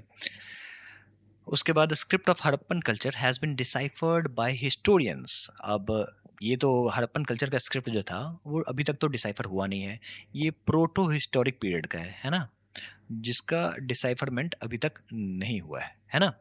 और हड़प्पन कल्चर जो है ये सिंध और पंजाब तक ही लिमिटेड नहीं है, ये आपको नॉर्थ में मांडा, और उसके बाद ईस्ट में आलमगीरपुर, हिंडौन नदी के किनारे, फिर आपको दायमाबाद साउथ में, जो कि प्रवर नदी के किनारे बसा हुआ है महाराष्ट्र में, और वेस्टर्न मोस्ट साइड पाकिस्तान में है सुख्ता जिंडौर, ठीक है। At burials in Harappan sites the dead were generally laid in pits, बिल्कुल सही बात है, ये हम लोगों ने ऑलरेडी देखा है, ठीक है। और लोथल के साइट को याद करो, यहाँ पे आपको पिट ब्यूरियल्स देखने को मिले थे, डबल डबल पिट ब्यूरियल्स देखने को मिला था, है ना। Granaries in the Indus valley civilization were found in Harappa only. अब जैसे कि ओनली यहाँ पे देख रहे हैं, यहाँ पे फिर से स्केप्टिकल हो जाते हैं, मतलब गौर से देखना पड़ता है भाई, क्या ये बात सही है या गलत है। सिर्फ हड़प्पा में ही थोड़ी ना ग्रेनरीज देखने को मिला था, ग्रेट ग्रेनरीज जो थे, ग्रेट ग्रेनरी जो था वो हमें मोहनजोदाड़ो में भी देखने को मिला था, है ना। तो इस तरीके से सिर्फ right answer will be only C. Drains exiting from the Mohenjo-daro had dash doors that were probably closed at night to prevent vagrants or negative elements from entering the city through that access. देखो, मोहनजोदारो से बाहर निकलने वाले नालों में लकड़ी के दरवाजे थे, ठीक है, जिन्हें संभवतः रात में बंद कर दिया जाता था ताकि भिखारियों या अवांछित तत्वों को शहर में प्रवेश करने से रोका जा सके, ठीक है। देखो, फोर्टिफिकेशन वगैरह होता था, ठीक है, और इस तरीके से दरवाजे बना दिए जाते थे, वुडन दरवाजे होते थे, बस इतना याद रख लो, बाकी इस सवाल में और कुछ नहीं है, कॉमन सेंस से भी टिक लगाया जा सकता है। In Harappa the granary had rows of dash bricks, circular bricks, ठीक है, for threshing the grains. Circular का है ऑप्शन, ठीक है। चलिए, आप यहाँ पे हड़प्पन सिविलाइजेशन के बारे में कुछ सेंटेंस दिए गए हैं, करेक्ट ऑल्टरनेटिव आपको बताना है, ठीक है। स्टेटमेंट है, most of the Harappan cities were divided into two parts, higher town and lower town. Most बिल्कुल सही बात है, ठीक है। सिर्फ एक ही टाउन है जहाँ पे आपको higher town and lower town और मिडिल टाउन देखने को मिला था, वो था धोलावीरा। एक ही साइट है चान्होदारो, जहाँ पे कोई इस तरीके का स्ट्रक्चर देखने को नहीं मिला था, ठीक है। लेकिन अधिकांश हड़प्पा नगरों में दो भागों में विभाजित किया जाता था, ऊंचा नगर और नीचा नगर। बात बिल्कुल सही है, ठीक है। The archaeologist describe the lower part of the town as citadel, ये बात तो बिल्कुल गलत है। सिटाडेल जो था वो अपर पार्ट था नहीं, और जो लोअर टाउन जो था वो रेसिडेंशियल पर्पसेस के लिए यूज होता था, सिर्फ लोअर टाउन ही कहते थे, ठीक है। तो पहला स्टेटमेंट सही है, दूसरा गलत है। Only one statement is true. कौन सा ऑप्शन है? Option number C, fire altars. Fire altar देखते ही मेरे दिमाग में आता है Kalibangan. Kalibangan were found in which of the following groups of Harappan cities. देखो, अब यहाँ पे क्या क्या है, ऑप्शंस के हिसाब से काली बंगन आपको कहाँ दिख रहा है? कालीबंगन यहाँ दिख रहा है, ठीक है। कालीबंगन और लोथल दोनों में फायर ऑल्टर्स थे, लेकिन मैंने एक आपको जब इमेज से याद कराया था तो वहाँ पे कालीबंगन में फायर ऑल्टर्स दिखाया था।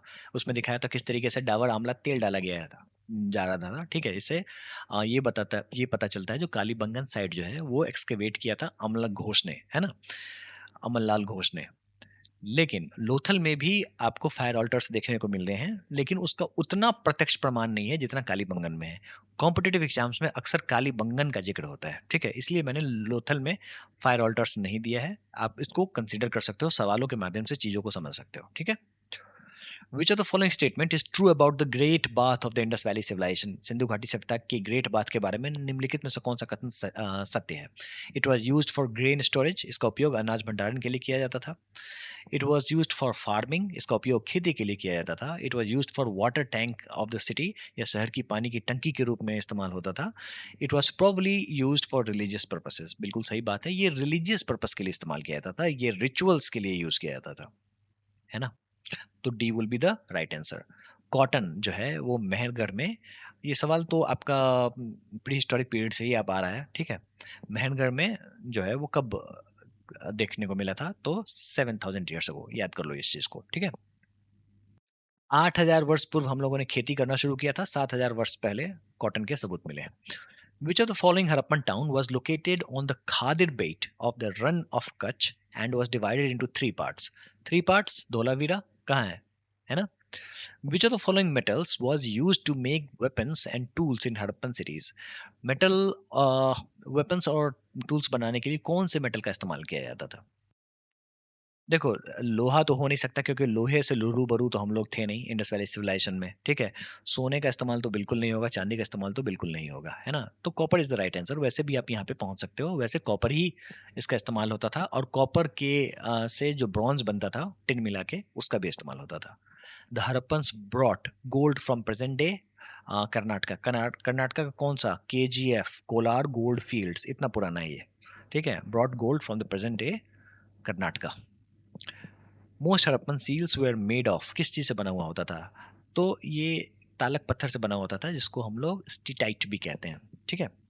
और ये जो है ना, इसको सोप स्टोन भी कहते हैं, तो कंफ्यूज मत होना,